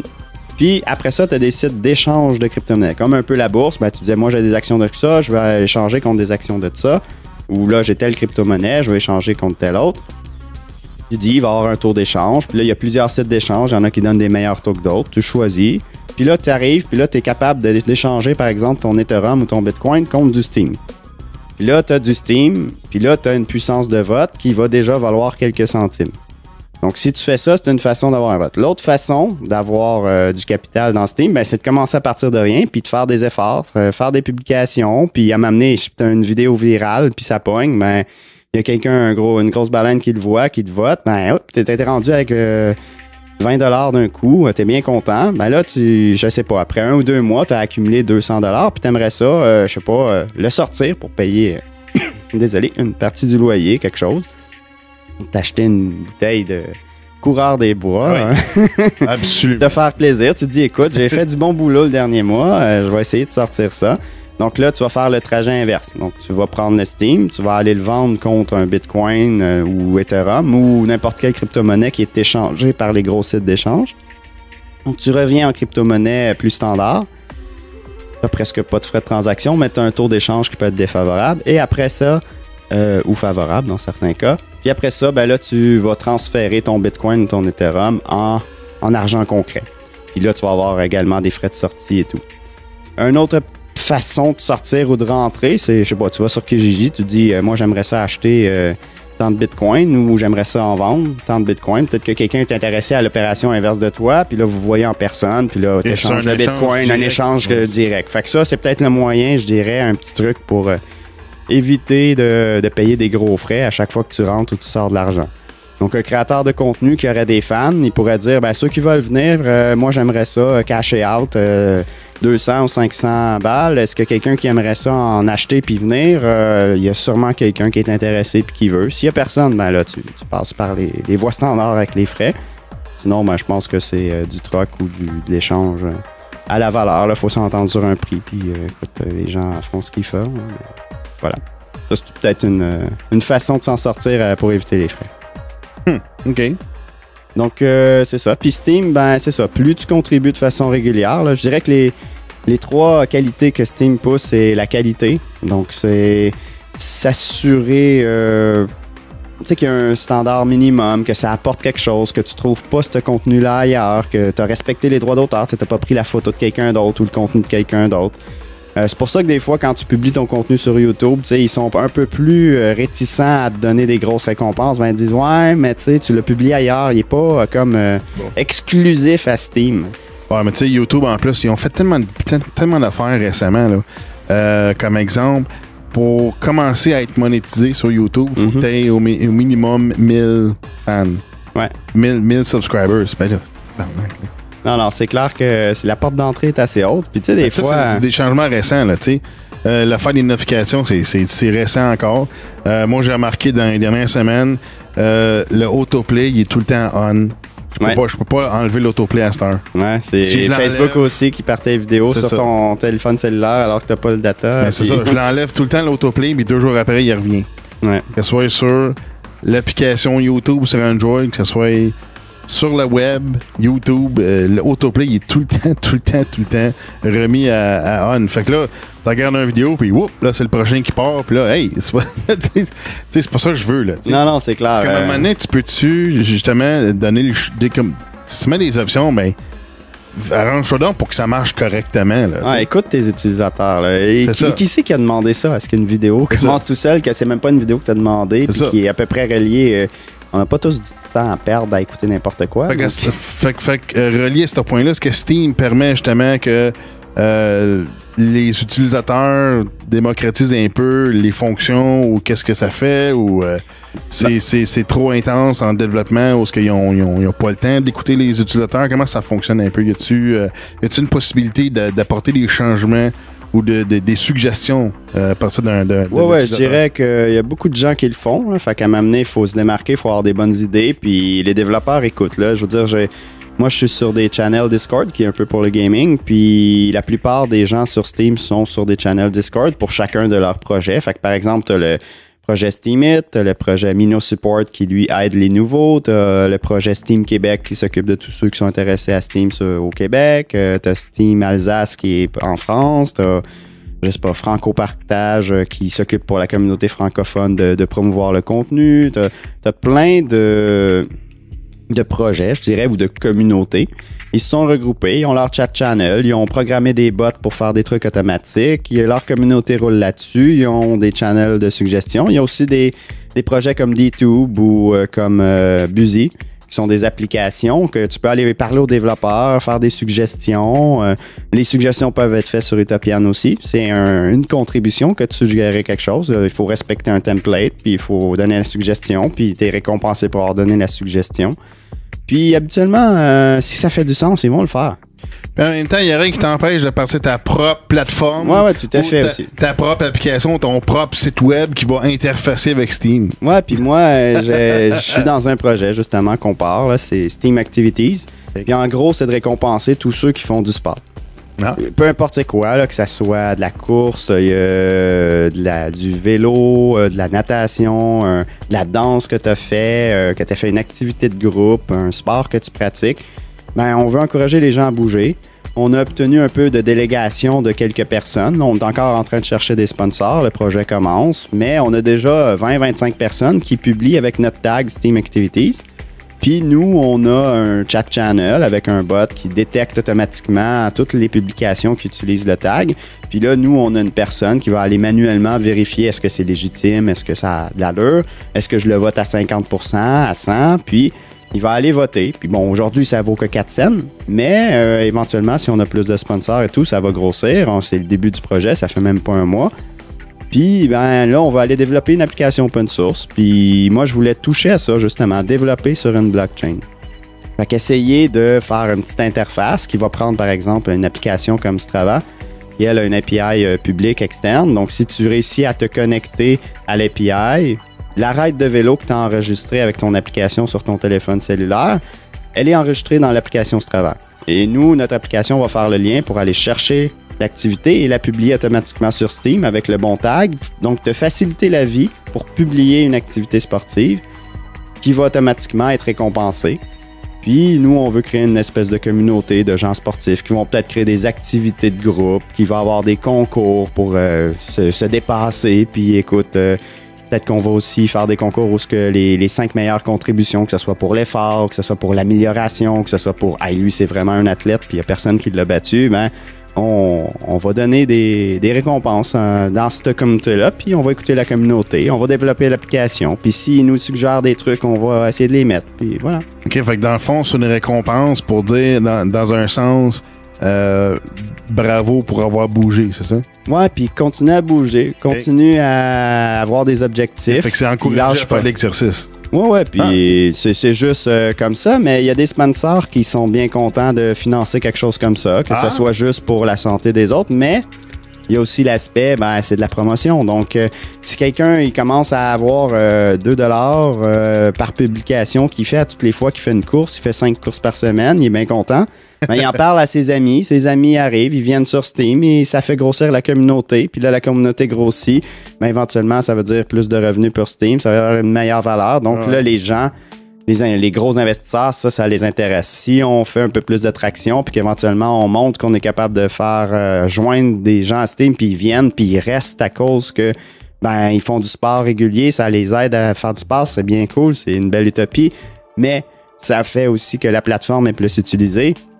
Puis éventuellement, ces gens-là vont découvrir d'autres communautés, vont utiliser pour investir aussi. Puis eux, ils veulent que le monde utilise la blockchain Steam pour que ça soit de plus en plus gros, quoi.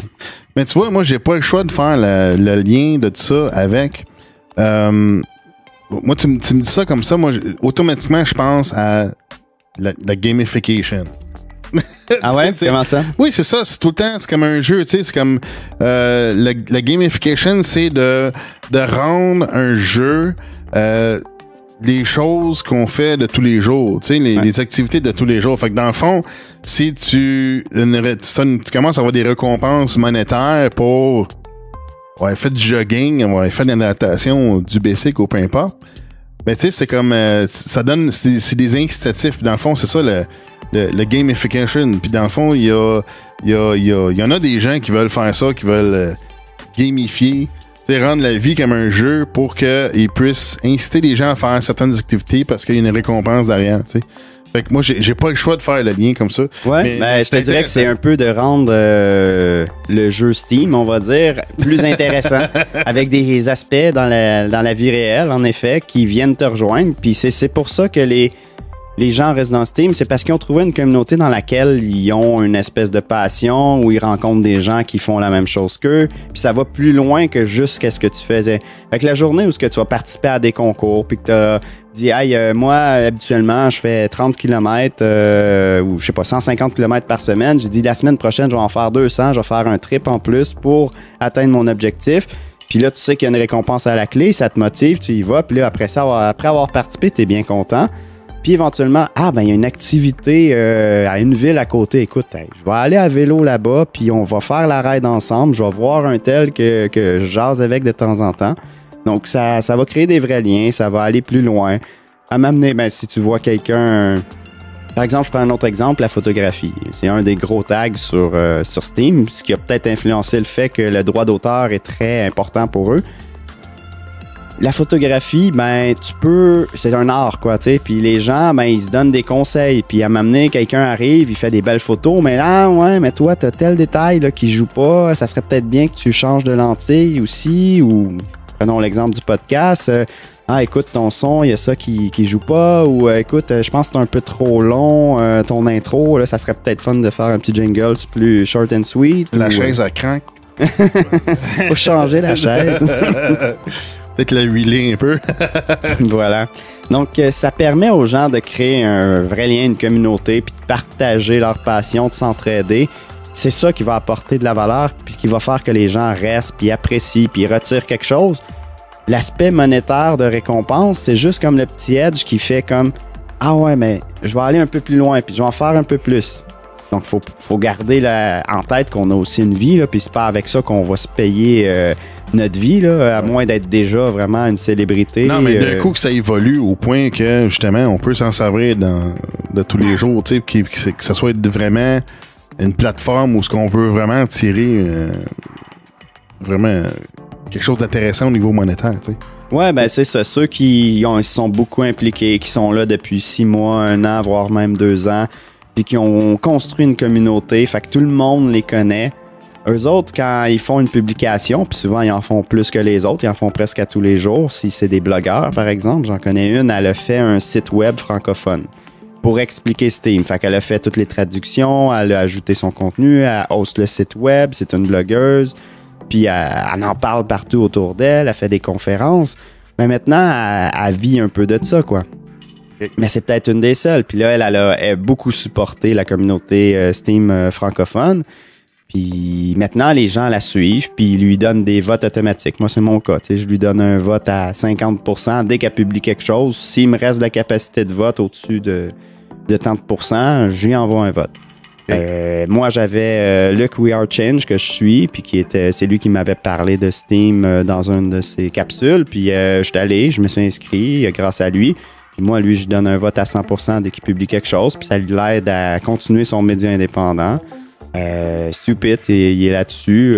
C'est un peu moi qui gère son compte, par contre, mais bon, j'ai l'auto-vote aussi, là, parce qu'il n'y a pas le temps. Là, puis, c'est bien correct. Puis, il y a d'autres personnes que j'ai découvert qui m'ont aidé quand je suis arrivé, qui m'ont expliqué des choses. Puis, écoute, à un moment donné, tu crées des liens, puis tu leur donnes une partie de ton vote. De toute façon, moi, ça m'arrange, parce que j'ai pas le temps là, d'aller tout lire, de tout voter, puis de... Fait que un tel m'a beaucoup aidé, ça c'est mes amis, ça c'est ma gang, ça va voter automatiquement, puis habituellement mon vote ça dépense automatiquement. Donc mes intérêts, mes 10 jetons à tous les jours, ils se distribuent presque automatiquement, puis quand je navigue un peu puis je vois des trucs intéressants, je vote un peu plus. Parce que ça me fait penser à la gamification. Okay? Moi, je vais te lancer un scénario, puis tu vas me dire si, exemple, ça serait possible avec Steam. Je vais lancer un exemple extrême. Okay? Admettons qu'on a une grande compagnie, exemple Pepsi. Peu importe la compagnie, ça peut être n'importe qui. C'est une grosse corporation qui arrive, qui dit, regarde là, exemple, on veut faire un concours. Ou on veut faire une publicité pour la compagnie. Puis dans le fond, on veut inciter les gens à faire des activités ou certaines actions, tu sais. Mettons comme le truc qu'il y avait eu pour Doritos à l'époque, là, puis les gens essayaient de donner une petite capsule vidéo, là, puis il y a eu quelques gagnants, puis ils m'amenaient ou les logos ou des trucs comme ça, puis ils ont fait un sac de chips en fonction des logos ou de la recette. Je me souviens plus, là, mais de compagnie comme ça, un concours comme ça. Ouais, mais c'est parce que je pense à un scénario où ce que j'essaie de voir une possibilité où ce que une corporation pourrait possiblement inciter les gens à faire des actions, s'engager dans des actions qui seraient plus ou moins morales ou constructives pour la société. Exemple, mettons, on va dire le concours, garde. Mettons, Pepsi dit, regarde, on a mis de l'argent dans Steam, puis whatever, on veut récompenser les gens qui, je sais pas, boivent un Pepsi par jour. Ouais, ben c'est ça. Il y a une façon de, tu peux enregistrer une activité. Ben j'ai bu 12 Pepsi aujourd'hui. Puis là, je dors plus parce que j'ai trop de caféine. Ouais. C'est notre affaire. Mais tu sais, comme, je sais pas si tu peux enregistrer ton activité d'avoir bu 12 Pepsi parce que, je sais pas, ta transaction d'achat est enregistrée, tu sais, ou je sais pas, mais tu sais, comme, mais tu sais, ça c'est correct, c'est pas si payé, tu sais, c'est comme un. Ben, à la limite, tu sais, si Pepsi est prêt à encourager leurs propres consommateurs en leur redonnant un peu pour les rendre un peu plus addicts, c'est une technique de marketing, puis libre de le faire, mais moi je vois ça chez quelqu'un, puis c'est pas de la qualité, là, je m'en fous que t'aies bu 12 Pepsi, là, fait que je vais pas aller te voter, puis si tu faisais d'autres contenus de qualité que j'aimais, puis que là tu te mets à faire des trucs comme ça, moi à un moment donné je vais me désabonner, puis je vais plus rien te voter parce que je trouve que c'est pas de la qualité, puis il y a une grosse valeur chez Steam, puis je dis pas que c'est tous les utilisateurs qui la respectent, mais il faut que ça soit de la qualité, que ça apporte quelque chose. Tu sais, tu vas pas faire un 2 paragraphes avec plein de fautes d'orthographe, aucun formatage, aucune image, puis dire ça c'est une belle publication, puis j'aimerais ça être payé pour 5$ pour ça. Ça arrive pas, là. Tu sais, au début tu commences, puis c'est presque décourageant. T'auras pas grand vote pour toi, il y a personne qui te suit. Fait que j'imagine, par extension, le système démocratique dans ce sens-là. Exemple, si Pepsi décide de faire une promotion, on dit garde, on fait une publicité, puis dans le fond, vous pouvez être récompensé si, en vous promenant aujourd'hui dans la rue, vous tuez tous les chiens blancs. C'est juste un exemple extrême pour démontrer que si une corporation essaie d'amener des gens à poser des actions un petit peu douteuses, fait que c'est ça. Fait qu'il faut que la moralité soit intègre, puis dans le fond, j'imagine qu'ultimement, une compagnie qui incite les gens à faire des activités illégales, ça sera pas toléré anyways. Non, ben il y a quand même un système de done vote, là. Donc ça te fait perdre la réputation, tu perdras pas de l'argent. Ah, OK. Donc tu peux quand même dire, OK, ça c'est carrément du spam, là. Tu me fais chier, là. Pourquoi tu viens poster, achète-toi une Bible là, ici sur mon post à moi qui est en lien avec mon voyage. J'ai rien à faire, là. Fait que je te donne vote, puis tu parles de réputation, puis à m'amener quand t'as pas assez de réputation, ton contenu est plus affiché. Est-ce que tu as une réputation associée avec les commentaires que tu mets, que tu postes sur les commentaires que tu fais sur, mettons, les publications? Ben, tes publications peuvent être downvotées ou tes commentaires. Puis c'est là que, puis quand tu fais des bons commentaires, puis que quelqu'un le like, ça va, tu sais, je connais pas toutes les formules, mais plus tu commentes des bonnes choses, puis que t'es liké, puis qu'il y a des réponses, puis que tu réponds à nouveau, puis qu'il y a une interaction, plus ça te donne la réputation. OK, parfait. Fait que donc, tu commentes sur une publication de quelqu'un d'autre, à ce moment-là, tu peux augmenter ou descendre ta réputation selon tes commentaires.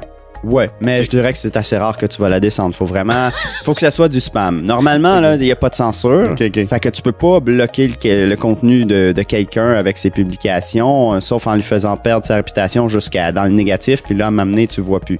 Mais normalement, ça arrive pas, là. Je veux dire, les gens vont downvoter quand c'est OK, il y a eu du plagiat, là, c'est pas ton contenu, ça t'appartient pas. Ils vont downvoter quand c'est carrément du spam puis ça n'a pas d'affaire là. Et ils peuvent downvoter si c'est de la violence vraiment, de la haine ou des choses assez graves. Là, c'est assez clairement défini. Après ça, les gens sont maîtres de leur downvote. Ils peuvent downvoter comme ils veulent. Là. Puis c'est sûr que quand toi, t'es un petit poisson, tu downvotes une whale, elle te sentira même pas. Mais si elle te downvote, t'es écrasé, quoi. OK. Ça fait 1h15 qu'on jase. Est-ce que tu veux continuer sur le sujet? Tu veux prendre une petite pause ou... Je pense qu'on peut continuer. Là. Je m'étais mis quelques points. On a presque fait le tour. Puis t'apportais des points intéressants. Donc, je trouve qu'on va dans une bonne direction. Et go. Good. Donc, fait que, tu sais, la réputation, c'est un des aspects importants. Mais habituellement, il y a de la bonne volonté. Après, s'il arrive des problèmes avec ça, parce que j'ai déjà entendu dire qu'il y avait eu des batailles de baleines. Des fois, t'es pris dans le tir des baleines, là, puis là, ils sont pas d'accord sur quelque chose, puis ils utilisaient le downvote pour ça alors qu'ils devraient pas. Wow. Fait que là, il y avait des dommages collatéraux chez certaines personnes, puis à m'amener, tu prends le coup, puis tu recommences, tu reconstruis ta réputation, ça c'est pas si grave, c'est pas si dur à reconstruire. Au moins ton argent, si tu avais des investissements où tu as beaucoup fait d'efforts, puis tu as accumulé des ressources là-dedans, ça c'est protégé. Tu peux le sortir, puis t'en aller, tu peux créer un autre compte, transférer tes trucs. Tu peux repartir. Après, regarde, à m'amener le monde des mondes, là, on veut pas faire de la censure, on veut pas bloquer les patterns, on va pas empêcher les gens d'être des humains puis d'agir comme ils veulent agir. Puis s'ils font des gaffes à m'amener, c'est eux qui vont payer pour, quoi. Fait que c'est un peu c'est la société, puis faites ce que vous voulez, ayez des certaines valeurs, voici ce qu'on propose, puis qu'est-ce qu'on encourage, puis le downvote devrait être utilisé seulement pour ça. Puis si à m'amener il y a trop d'abus, peut-être que les développeurs vont regarder le problème puis vont essayer de faire quelque chose avec ça. Puis je sais pas. T'sais, on verra ce que l'avenir nous apporte. Donc je pense que là, on peut s'en aller peut-être sur les problèmes peut-être de Steam que j'aurais vu ou qui pourraient être potentiellement déranger certaines personnes alors que d'autres, ça les dérangera pas. Un des problèmes, mais ça c'est en gros pour toutes les crypto-monnaies, il y a un peu une invasion des spéculateurs financiers. Oh. Donc, les investisseurs qui se sont dit, hey, il y a du monde il y a un hype, il y a de l'argent à faire là-bas, il y a des gens qui vont investir là. Ben, moi, je connais les marchés financiers, je vais aller essayer de tirer mon épingle du jeu là-bas. Puis en plus, je connais déjà les actions, puis je sais déjà comment aller gruger des profits des petits investisseurs, mais je vais utiliser les mêmes techniques dans le monde des crypto-monnaies où c'est encore moins réglementé. Je vais aller voler encore plus de profits des petits investisseurs ou des gens qui savent pas ce qu'ils font ou tout ça. Fait que ça, c'est un problème un petit peu général aux crypto-monnaies. Donc, les arnaques, comme on parlait tantôt, ou le monde de la finance qui, eux, manipulent un peu les marchés, te font peur, puis là, m'amener, t'as perdu 30% de ta valeur, tu fais comme... si tu t'en vas puis tu vends quand c'est bas, écoute, t'as perdu beaucoup. Puis, il y en a qui reviennent pas à cause de ça parce qu'ils ont perdu. Il y en a d'autres qui restent, mais pour les bonnes raisons, puis qui n'ont pas trop investi. Ils ont investi des trucs qui étaient prêts à perdre, donc même si ça descend un peu, c'est pas grave. Après ça, ce que je trouve génial avec Steam, c'est que tu peux y aller sans rien mettre. Fait que, écoute, tu fais ton contenu, tu fais tes trucs. Il va falloir que tu bosses plus longtemps, puis par contre, recevoir des votes, recevoir des récompenses, ça sera pas trop difficile si tu y mets du temps et des efforts, tu connectes dans les communautés, les bonnes personnes vont venir voter, puis voilà. Sauf que toi, quand tu vas donner une récompense aux autres, ça vaudra rien. Pendant un certain temps. Tant que tu n'auras pas atteint un certain niveau dans ton portefeuille, quoi. Je dirais que ça prend à peu près aujourd'hui 50 Steam pour avoir un vote à 1 cent. Donc 50 Steam, ça vaut aujourd'hui, je n'ai pas le chiffre exact, laisse-moi regarder, là, mais c'est aux alentours de 1,50 le Steam. Donc ça prend à peu près 75$ de valeur US pour avoir un vote à 1 centime. OK. Donc, tu peux aller sur Steam, puis là, c'est ça, tu peux investir carrément tout de suite en partant. Tu peux investir. Moi, je ne le recommanderais pas à tout le monde. Là. C'est à ceux qui veulent plus, qui ont de l'argent à mettre, puis qui sont prêts à la perdre. Moi, je dirais plus aux artisans, aux créateurs de contenu, à ceux qui sont un peu crypto-enthousiastes, puis qui aimeraient savoir c'est quoi. Vous allez là-dessus, vous mettez rien, vous faites des contributions, des applications, vous regardez comment ça marche, puis vous déciderez plus tard si vous voulez investir de l'argent ou pas. Mais déjà, de faire des contributions, puis de se faire récompenser pour ça, parce que pour se faire récompenser, il va falloir un petit peu aller connecter avec d'autres personnes, suivre d'autres personnes pour que eux vous suivent, parce que aller discuter avec eux, puis à m'amener quand tu as des commentaires pertinents, ils trouvent que tu es intéressant, donc ils vont venir. Tu vas dans les chats, puis là, tu demandes de l'aide ou tu dis « Ah, moi, je m'intéresse, je sais pas, à la photographie. Est-ce qu'il y a un groupe ici? » Oui, c'est là-bas. Puis là, tu as 5-6 personnes qui font de la photographie. Fait que là, tu vas aller les suivre. Puis là, eux, s'ils aiment tes photos, ils vont te suivre. Puis c'est comme ça qu'à m'amener tes premières publications. À force d'efforts, tu as grossi un peu ton réseau sur Steam. Et là, tu es capable d'avoir quelques petites récompenses. Ou tu dis « je sais pas, on y va, nous, On a une gang de podcasteurs, on est une vingtaine, on y va tout ensemble, on se crée notre compte, puis on se fera des likes entre nous autres quand on publie nos podcasts, ça sera intéressant. Ben écoute, vous partez de rien, mais graduellement, bang, bang, bang, puis à m'amener, vous allez avoir peut-être votre fanbase qui vient aussi, ou vous avez des gens qui sont déjà sur Steam, qui ont déjà des votes à 10, 20 centimes, qui eux, on aime bien ce qu'ils font, on savait pas que ça existait, podcast, puis au Québec, ben, tant mieux, écoute, j'ai découvert ça via Steam, puis là, ça vous fait un nouvel auditoire. Après ça, la communauté francophone, peut-être que 500 à 1000 personnes là, quand même, là, puis c'est plus côté France, Belgique et... Pas beaucoup en Suisse, hein, mais Québec, il y a une petite communauté d'une centaine de personnes, je dirais aussi. OK. Là, j'ai une question par rapport à... pour faire un parallèle avec Facebook. Exemple, sur Facebook, je peux prendre une publication puis mettre de l'argent derrière pour que ce soit diffusé puis vu par différents... Y a-t-il un système similaire dans Steam? Tu sais, tu peux-tu investir à ce que ton contenu soit visible ou vu? Oui, donc... c'est sûr que Steam, c'est comme un gros océan. Donc, tu as quand même beaucoup de contenu. Puis, il y en a qui veulent se mettre de l'avant puis qui sont prêts à payer pour ça. Ils ont leur business. Puis, ça peut être totalement légitime ce qu'ils font de promouvoir leur contenu pour que ça soit vu. Puis, eux, par exemple, à l'intérieur du tag photographie, ben, pour être trending, ça prend une valeur de ton post qui soit à peu près à 150-200$ US. Donc, ça, des fois, tu n'as pas assez d'amis pour te monter à ce niveau-là. Donc, il y a ce qu'ils appellent des promotion bots. Donc, tu leur envoies un transfert monétaire de temps, puis eux, ils vont te voter en retour à un peu plus que la valeur. Mais au final, tu perds un peu d'argent, mais ton contenu est mis de l'avant. Il y a une chance d'être vu par plus de personnes. Donc, si tu as choisi tes tags, je te dirais, va pas en photographie parce que là, c'est déjà... c'est plein, quoi. Mais je sais pas, si tu vas en activité politique, au Québec, tu trouves des termes francophones qui sont utilisés peut-être un peu moins, ou certains termes en anglais qui sont plus accessibles, ben tu te fais une niche. Puis tu vas à des endroits où tu as un peu moins de compétition, puis que tu peux être dans les tops du trending, parce qu'il y a des gens, ils vont consommer du contenu là-dessus. Fait qu'ils vont regarder les tags de temps en temps, puis ah, ben tiens, ça a l'air intéressant, ils cliquent dessus, qu'ils ne te connaissent pas, ils regardent, ah, ben oui, cool, ben je vais le suivre, puis je vais liker, puis ils vont mettre un petit commentaire des fois, puis ça fait que tu trouves du contenu aussi. Moi, c'est ce que j'ai beaucoup fait au début, puis je pense que tout le monde qui arrive là-dessus au début est un peu obligé de trouver du contenu qu'il apprécie. Il faut aussi se poser la question, c'est sur quoi qu'on aimerait travailler. Quel sujet, puis éventuellement, on va aller connecter avec des gens qui sont dans nos passions, dans nos sujets. Donc, ça, c'est assez intéressant. Mais des fois, aller se faire promouvoir, c'est peut-être la voie facile pour certaines personnes qui ont peut-être pas encore le réseau ou qu'ils trouvent que ce qu'ils ont fait, c'est vraiment important, puis ils aimeraient ça être découvert par certaines personnes. Après ça, est-ce que c'est vraiment payant? La plupart des articles que j'ai lus disent que ouais, c'est pas toujours payant, puis ci, puis ça. C'est chaque personne à faire ses choix. Moi, j'utilise des fois. J'ai fait quelques tests pour calibrer, pour savoir est-ce que c'était intéressant. J'arrivais à la conclusion qu'à m'amener, ça l'était peut-être. J'ai fait quelques profits avec ça en promouvant mon contenu. Des personnes l'ont vu, ils m'ont voté un peu plus haut, puis là, je suis rentré dans mon argent. D'autres fois, ben, tu perds clairement un petit peu. Fait que là, c'est dommage parce que tous ceux qui te soutenaient de base, ben, ce qu'ils te donnaient est un peu volatilisé par les pertes que tu as eues. Mais bon, c'est toujours des petits montants, là, c'est pas...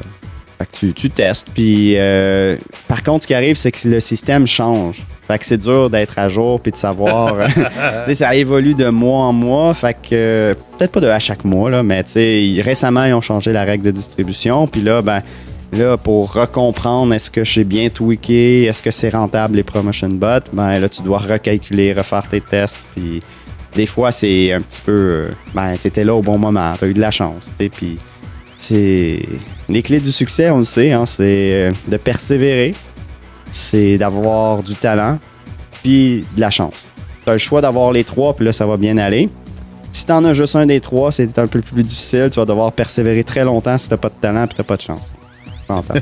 Si tu as 2 des 3, tu peux quand même y arriver, mais idéalement, tu sais, ça prend toujours un peu de chance pour avoir du succès, ça prend de la persévérance, des efforts, puis ça prend ne serait-ce un peu de talent, ou ça peut quand même se développer, là, je veux dire, il y en a que c'est des virtuoses dès le départ, mais il y en a que à force de pratiquer, ils vont quand même acquérir certaines compétences, puis ils vont faire du contenu de très bonne qualité, puis ils vont s'améliorer en cours de route. Qu'est-ce qui existe en tant que compétiteur à Steam? Y a-t-il des systèmes qui sont similaires comme ça pour, mettons, la monétisation sociale, si on peut dire? Là? Ben, j'avais entendu parler d'un truc centralisé qui n'était pas sur les blockchains, qui était Minds, je crois, qui est un réseau social alternatif. Je l'avais essayé. Oui, mais non, c'est ça, c'est pas. Il n'y a pas de blockchain derrière ça. Non, c'est juste un réseau social alternatif. Il y a un système de points, là. Ouais. Mais c'est ça, c'est pas. C'est pas une blockchain. Après ça, dans les blockchains, ben là, il y a iOS qui vient de partir, là, qui a défini des contrats pour les startups, les crowdsourcing, mais qui est avec des technologies genre 2 ou 3.0 de Steam. Qui sont plus évolués que Steam pour avoir plus de transactions, plus de mais le réseau vient de partir, il n'y a aucune application, c'est encore c'est le Far West, quoi. Les gens vont aller développer, il y en a qui y croient beaucoup. Steam est déjà là, existe, 1 million d'abonnés avec peut-être 50 à 70 000 personnes actives tous les jours, là, fait que c'est quand même intéressant. Ça date de quand, ça, Steam? 2 ans, je pense. C'est dans les débuts de 2016 que ça avait parti, ou juin 2016, je sais plus. Okay. Puis en 2017, à m'amener, il y a un petit hype. Là, il y a eu beaucoup de gens qui ont commencé à adhérer. Là. Je pense qu'il y avait aussi un hype de crypto-monnaie, ça l'a aidé. Ouais. Puis là, ça a monté. En janvier, ça continue à monter aussi, mais depuis, ça a un peu décliné, je pense, avec le fait que la Bitcoin descend et tout. Les gens ont moins la passion, mais il y a encore 50 à 70 000 utilisateurs actifs. Donc, c'est quand même Donc, il y a encore beaucoup de potentiel à ce qu'on ait beaucoup plus de gens qui utilisent Steam. Oui, moi, je pense que, tu sais, puis c'est bien qu'il y ait la compétition. Donc, il y a une nouvelle crypto-monnaie comme une blockchain iOS qui vient rentrer en compétition avec... et puis, ils sont pas exactement en compétition sur tous les points. Donc, ils se complètent aussi. Ou voilà, fait que... On va voir ce que l'avenir nous réserve, là. J'ai pas de boule de cristal, mais... Probablement que Steam, ça vient du mot Esteem, parce que là, on parle de réputation. Ouais, ça se peut. Il y a une application qui s'appelle Esteem. C'est l'application pour le mobile.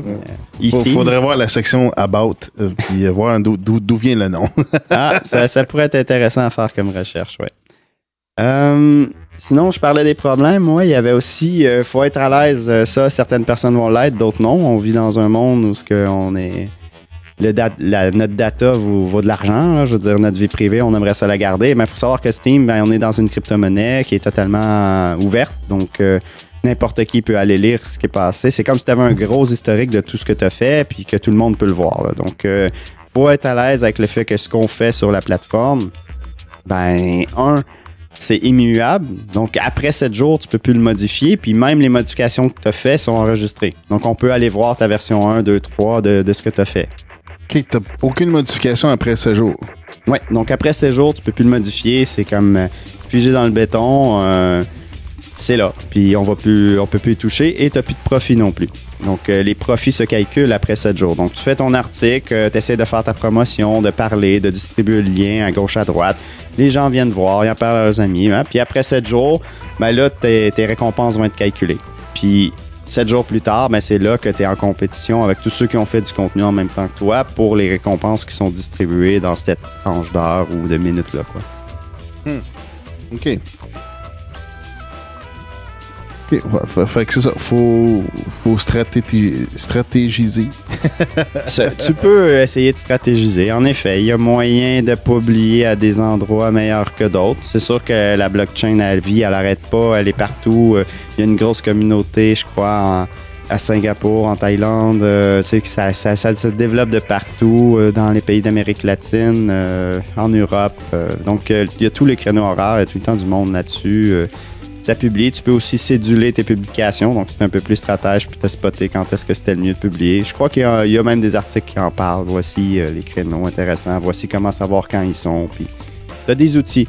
C'est ça, quand je parlais de constellation, tu as toutes les applications qui t'aident à interagir avec la blockchain, donc que ce soit les interactions de réseau social, que ce soit les transferts de monnaie, que ce soit les configurations ou autre chose, mais tu as aussi des applications statistiques. Ils vont venir te dire, moi, j'ai une application, tu rentres ton profil, puis là, ça va calculer automatiquement les gains qui sont théoriques que tu devrais à peu près avoir dans la prochaine semaine, par exemple. Donc, tu vas avoir une autre application qui, elle, te permet de voir toute l'activité qu'il y a eu sur ton compte. Qu'est-ce qui a été fait, qu'est-ce qui s'est fait à gauche, à droite. de voir tes délégations de puissance. Donc, si moi, j'ai délégué un peu de ma puissance à un projet dans lequel je crois, je le vois, voici toutes les délégations que j'ai faites, voici celles que j'ai reçues, voici moi ma puissance de vote. Si je vote quelqu'un à 50%, ça vaut tant. Donc, il y a plein d'outils statistiques qui te permettent de mieux travailler. D'autres qui vont te permettre d'automatiser ou de céduler tes posts, d'automatiser tes votes sur telle personne, de suivre un curation trail qu'on appelle. Donc, quelqu'un qui est assez proéminent dans la communauté, qui fait beaucoup de travail, puis que lui est présent, lit beaucoup. Ben toi, tu vas dire, OK, lui, j'y fais confiance. Donc, quand lui, il vote quelqu'un, ben moi, je veux aussi voter la même chose que lui, mais à 10%. Puis lui, il vote, puis voilà. Ou, ben moi, j'apprécie ceux-là. Je vais tous les voter à 50%, ces trois-là à 100%, puis ceux-là, ben je les connais pas trop, mais ils ont l'air intéressants à 10%, quoi. OK. Des fois, tu peux aussi encourager des causes, donc il y en a qui partent des projets pour construire des abris pour les sans-abri.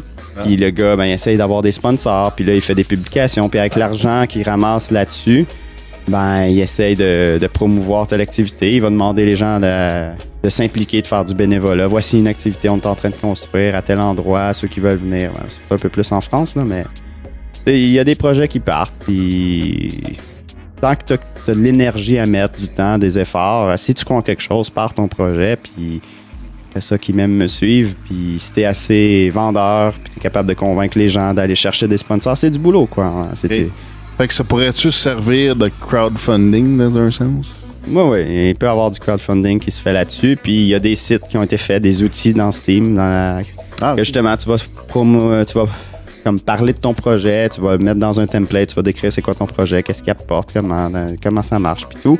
Puis là, ben, ça va être évalué par des gens qui font que ça, des curateurs qui, eux, sont payés à faire ça. Puis après ça, il y a des investisseurs derrière qui vont se faire recommander des investissements. Puis là, ils vont checker la fiche, puis ils vont choisir dans quoi qu'ils veulent, comme justement, crowdfunder le truc. Puis après ça, eux s'attendent des fois à avoir un retour sur investissement. Donc, il y a, par exemple, les promotion bots qu'on parlait tantôt.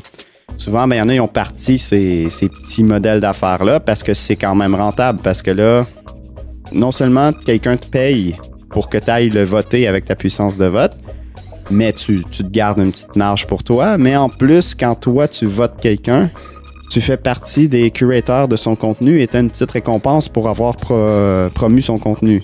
Donc, plus le contenu a fait on prend le contexte d'une vidéo virale. Si tu as été dans les premiers à stimuler la vidéo virale, puis que par la suite, la vidéo vaut 4 fois plus cher que quand toi, tu l'as voté, tu vas avoir une récompense de personne qui a aidé à découvrir ce contenu-là. Okay. Donc ça peut être intéressant. En tout cas, il y a plein de petits trucs comme ça là, qui font un peu le côté gamification qu'on parlait tantôt. Mais il y en a qui ont parti leur petite boîte pour faire des promotion bots. Puis là, il y a des investisseurs qui disent « OK, j'investis, je te délègue tant, mais moi, je veux avoir des dividendes, disons, des intérêts de ce que ton projet rapporte. Comme ça, toi, ton projet existe parce que je te prête du capital, mais moi, je veux une rentrée d'argent, donc donne-moi quelques intérêts. Puis tes clients, eux, ont un service qui est de pouvoir acheter des votes. Puis, ben puis garde-toi une petite marge pour que toi, ton compte puisse grossir par lui-même aussi, mais il faut que tout le monde y gagne, quoi. Good. All right. Peut-être qu'un autre des problèmes, c'est ça, c'est un peu l'aspect t'es un poisson dans l'océan. Je veux dire, il y a déjà beaucoup de monde, puis quand t'arrives en tant que petit nouveau, ils appellent ça des ménés, hein, des ménards. Ménos, ouais. Donc, ça, ben, l'Internet en général, c'est ça aussi. Là, ouais. C'est comme... quand tu veux faire du marketing ou de la publicité, c'est vraiment, faut t'aies vraiment une façon de faire extraordinaire des fois. Tu veux te faire démarquer, là.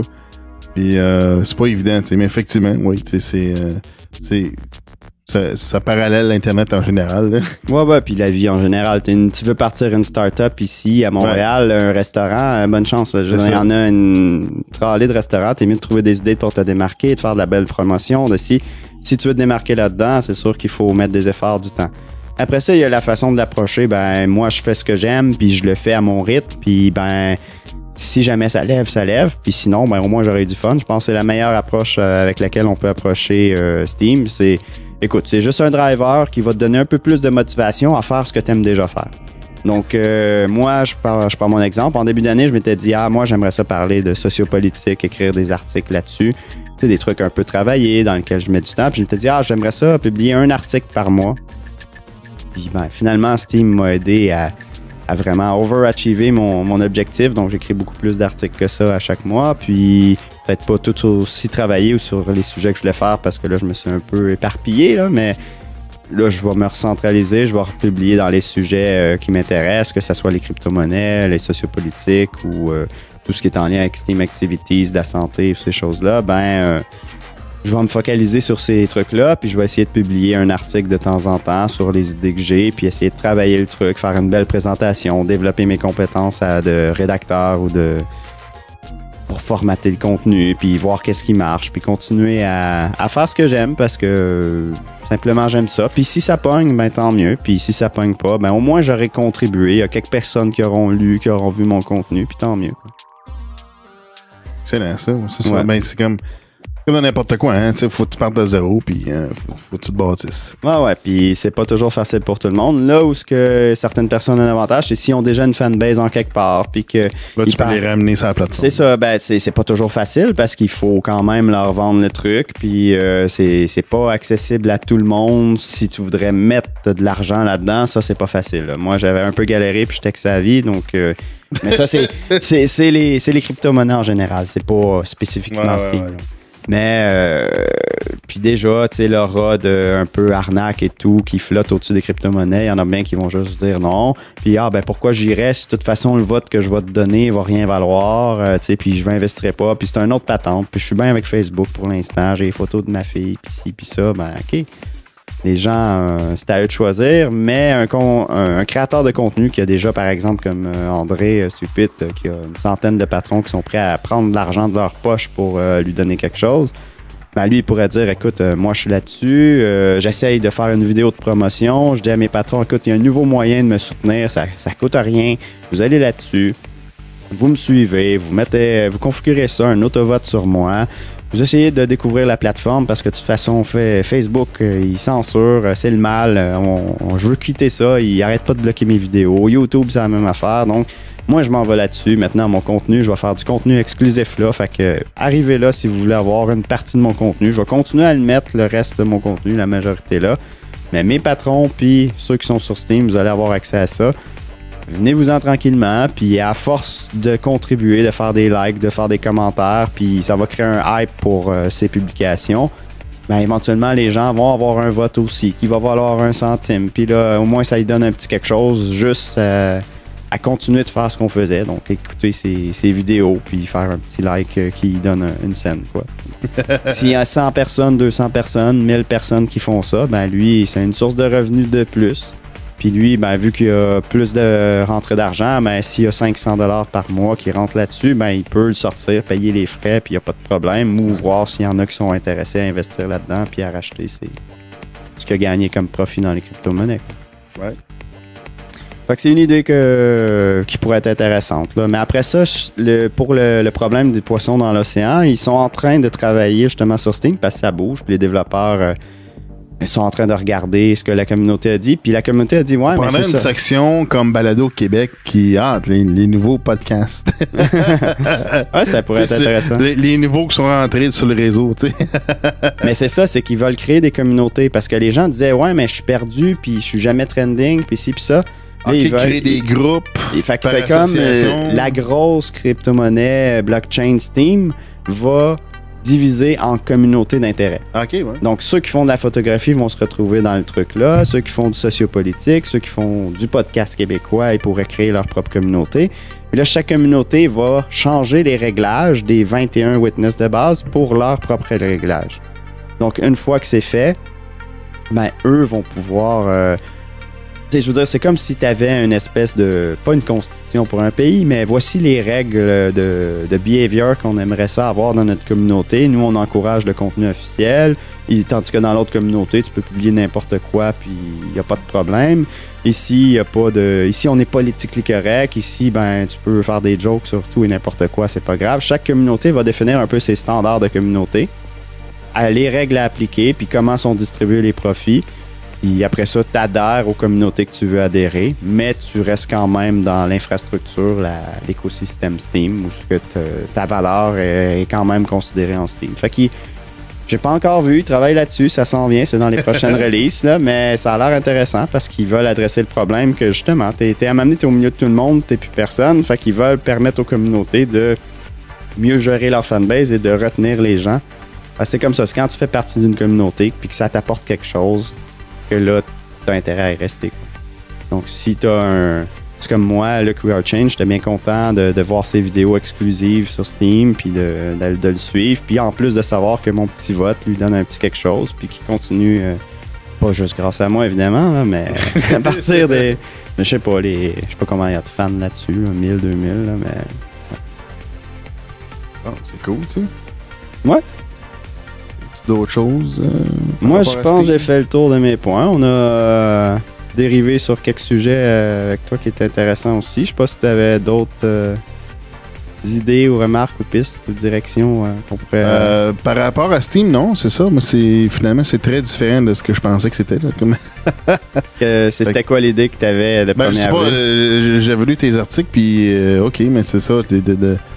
C'est plus l'aspect crypto-monnaie qui est derrière ça que... C'est ça, en lisant ce que j'ai lu, je comprenais pas le lien entre la blockchain puis la publication.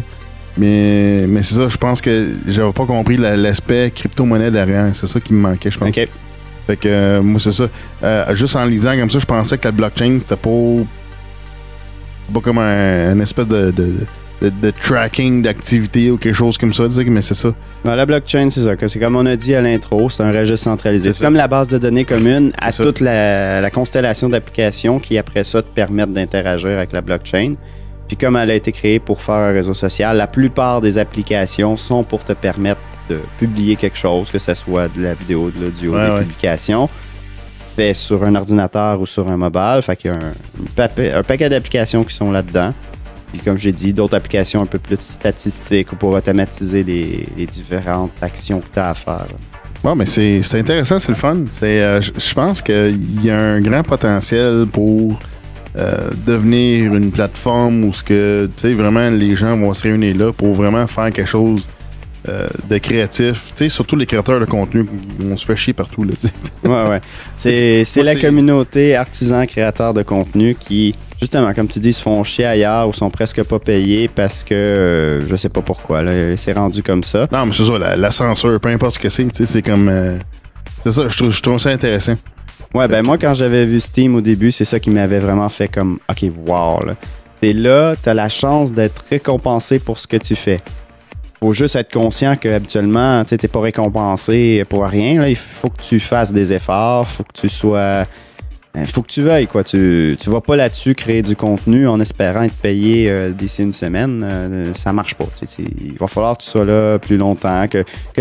C'est ça, l'idéal, c'est de déjà avoir une passion, comme vous qui faites du podcast, comme quelqu'un qui a déjà une business, qui fait déjà ça. Il fait de l'artisanat de Warhammer, il fait des petites figurines, par exemple. Puis lui, il vend ça, puis là, il a son magasin en ligne, il a déjà son site web, mais là, il dit... Ben moi, je vais aller sur Steam parce que j'aimerais ça publier, créer une histoire. J'ai vu, là, c'est une histoire concrète. Mais en fait, ça peut être utile, justement, comme tu viens de dire, pour un commerce. Oui. Tu sais, n'importe qui peut faire ça, puis dans le fond, ça serait...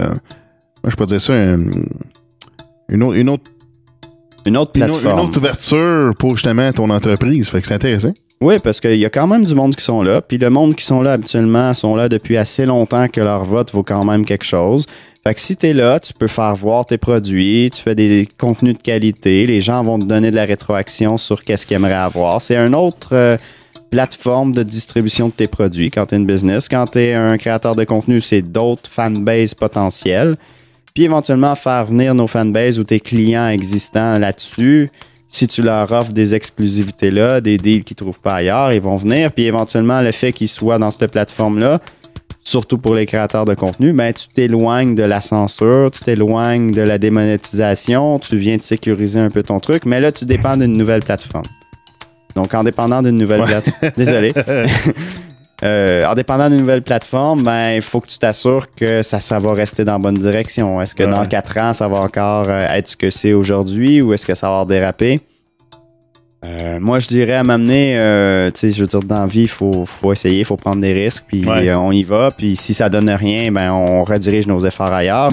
Si on se trouve une belle communauté, puis que ça nous apporte quelque chose. Faut juste utiliser ce qui marche dans le moment, je pense. Là. Ouais, c'est ça. Puis ça va changer, puis peut-être que ça va évoluer encore mieux, puis que là, il va y avoir 10 millions de personnes dans 2 ans, puis ça va être encore plus wow. Puis là, vu que tu es déjà là, ben tu étais dans les early adapters, cool. Après ça, tu peux dire, moi, je regarde plus iOS, qu'est-ce qu'ils vont faire. Dès qu'il y a un réseau social là-dessus, j'embarque sur iOS parce que c'est une nouvelle technologie encore plus, puis c'est on the edge, puis je vais aller là-dessus. OK, attends, puis va là-dessus. Après, des fois, c'est peut-être bien de se pratiquer un peu, d'essayer, de comprendre le monde. Moi, je pense que un autre public cible qui sont bien intéressés, c'est les gens qui sont un peu tech-savvy, qui s'intéressent à comprendre c'est quoi les nouvelles blockchains, les crypto-monnaies, puis les réseaux sociaux alternatifs, la cryptographie, comment ça marche, un nouveau système de réseau social décentralisé avec une base de données qui est ouverte et que tout le monde peut utiliser. Puis, les projets open source pour les développeurs, là, aller contribuer. Puis, à la limite, tu fais aucune publication sauf tes publications de code ou de puis t'es récompensé, puis tu sors l'argent. Puis, c'est un petit extra de fin de mois, ça fait pas de mal. Hein? Ah, mais c'est bon, ça. Fait que, je trouve c'est très bien. Ça fait un beau tour de Steam. Fait que c'est intéressant, c'est le fun. Là, je comprends. Écoute, n'hésitez pas. Si t'as d'autres questions, moi, je suis là-dessus. Je reste quand même en arrière sur Facebook parce que j'ai ma famille là-dessus. C'est ça. C'est parce que c'est pas mal tout le monde qui est encore là-dessus. Ouais. Fait qu'à un moment donné, j'utilise les deux, mais pour ce qui devient sociopolitique, j'écris un article, je le fais sur Steam, puis après ça, je le publie sur Facebook. Okay. Puis peut-être qu'à m'amener des gens viendront, ou peut-être pas, puis c'est pas plus grave que ça. Moi, je fais ça pour moi. Après, écoute, s'il y a des personnes dans tes auditeurs qui sont intéressés, je pense que tu vas laisser les liens. Puis les 2 liens que j'ai mis, c'est un qui vulgarise, c'est quoi Steam. Puis c'est en gros ce qu'on vient de discuter dans la dernière heure et demie. Puis un autre qui dit, pourquoi on devrait aller, pourquoi moi j'ai choisi Steam. Là, j'explique c'est quoi les valeurs derrière Steam, un peu le côté utopique, puis qu'est-ce que ça essaie d'apporter. Donc, je pense que c'est un bon point de départ pour les gens. Puis dans le premier article, il y a un peu un onboarding. Donc, qu'est-ce que tu devrais faire quand tu commences? Tu sais, y aller low profile, essayer de... Désolé. De lire un petit peu, de trouver des gens qui sont dans tes passions, de les suivre, d'aller commenter leurs articles. À m'amener, une fois que tu as vu comment ça marche puis que tu as déjà suivi un paquet de personnes, là, tu commences à faire ton post d'introduction qui dit qu'est-ce que toi tu veux faire, c'est quoi tes passions. Puis après ça, tu fais des premières publications dans tes passions, tu essaies d'interagir dans la communauté, d'aller dans les chat rooms pour justement mousser au début, faire la promotion que tu existes. Hey, je suis là, je fais ça, puis éventuellement, les gens vont être bien contents de te voir arriver. C'est super chaleureux comme accueil quand tu arrives là-bas, c'est génial. Là. C'est cool, ça, c'est des gens impliqués, fait que sûrement, il n'y a pas de raison de te mal accueillir.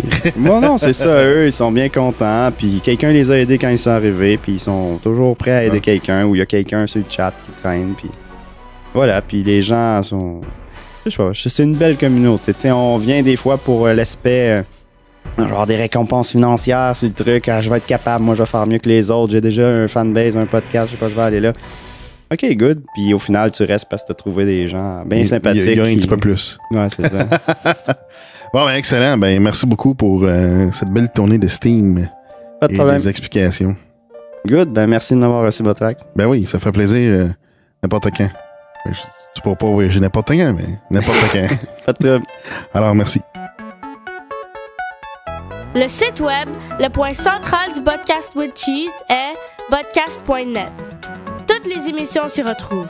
Si tu aimes le Podcast with Cheese, partage-le partout. Abonne tes amis et toute ta famille gratuitement en cherchant le podcast dans Google Play Music ou dans ton application de podcast balado favorite sur Android et iPhone. Pour toutes les questions, commentaires ou insultes, s'abonner à l'émission gratuitement ou pour nous suivre, tous les liens se retrouvent dans la section Contact sur notre site web podcast.net. BOTCAST.net. Notre adresse email est lepodcastwithcheese@podcast.net. Mais là, je sais pas, là, qu'est-ce que je fais? Je sais pas. Votre temps est écoulé. Hein? Faites le 5 si vous voulez 10 secondes afin de faire le 3 parce que vous avez fait le 2, ou faites le 6 pour 10 secondes pour faire le 4 si vous avez fait le 1 parce que vous vouliez faire le 2. Ton fournisseur Internet te donne le goût de puncher des nazis dans la face. Change maintenant pour le service Internet le Podcast with Cheese. Le service Internet le plus hostile. Avec des licornes volantes qui chient les arcs-en-ciel puis une interface 3D comme dans le film Hackers. Supporte le Podcast with Cheese maintenant et change ta connexion Internet pour le service Internet le Podcast with Cheese. Disponible sur tous les bons Podcasts with Cheese sur podcast.net. Ne contient pas de licornes et d'interface 3D mais beaucoup de fromage.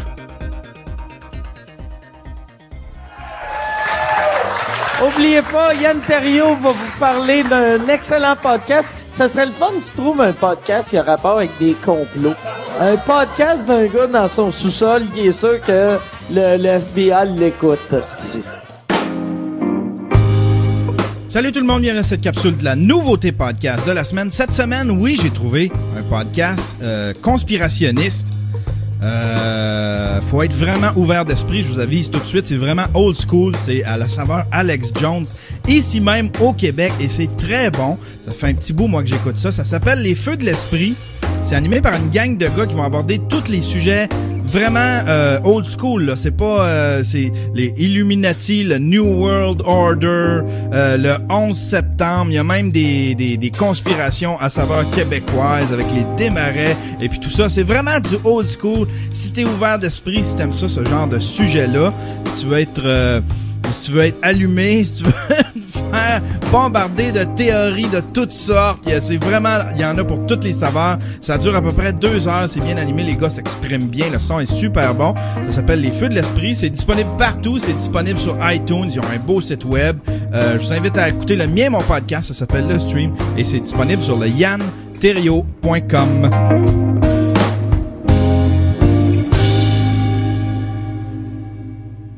Hey, salut, Frankie Bolduc du Frankie Show, accompagné de mon co-animateur Philippe Laplante. Tu peux écouter un podcast sans prétention, sans filtre et avec un peu d'humour. Alors abonne-toi au Frankie Show, disponible sur tout bon podcatcher.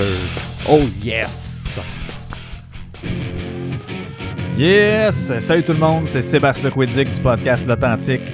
Si vous êtes du genre à aimer les podcasts d'opinion où on parle de différents sujets, sans prétention, humblement, mais avec franchise, abonnez-vous à l'Authentique Podcast. Je pense que vous serez pas déçus. Let's go!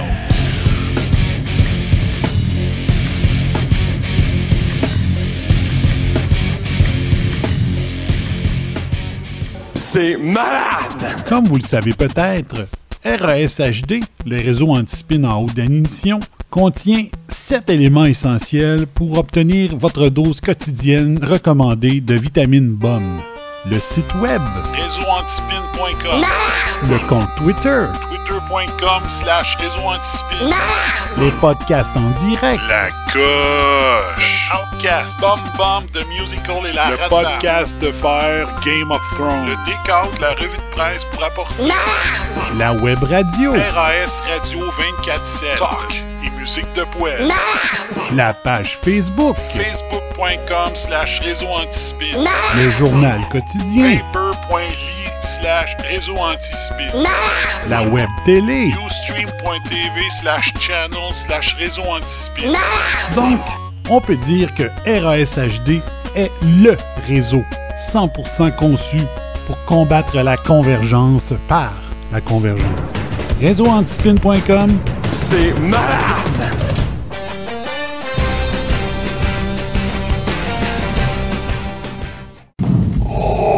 You don't know the power of the dark side.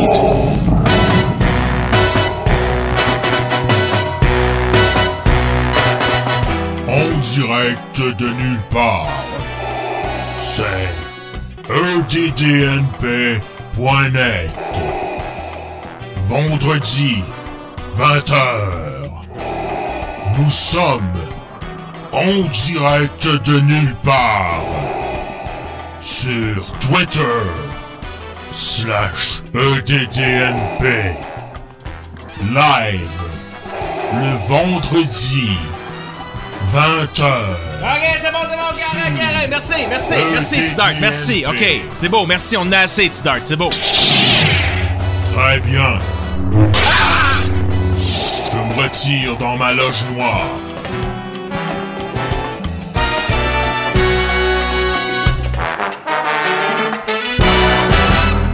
Cette semaine, sur les ondes de radio H2O, le Super Matozoïde. Il y a quelques semaines, il est venu nous rendre visite à notre émission pour nous parler des élections américaines. Et on a avec nous Éric Duhem en ligne qui va parler de ça avec nous. Donc, tant et aussi longtemps qu'on va avoir un lobby milliardaire que sont les centrales syndicales au Québec. C'est des gens qui veulent empêcher le changement, qui militent pour le statu quo. En direct tous les jeudis soirs de 20h à 22h et en reprise du lundi au vendredi de 18h à 20h. Radio H2O.ca. Ensemble, nous sommes la force.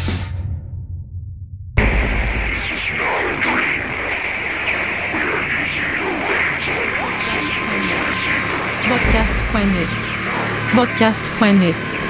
Podcast.net. Podcast.net. Podcast.net. Podcast.net. Podcast.net. Podcast.net. Podcast.net. Podcast.net. Podcast.net.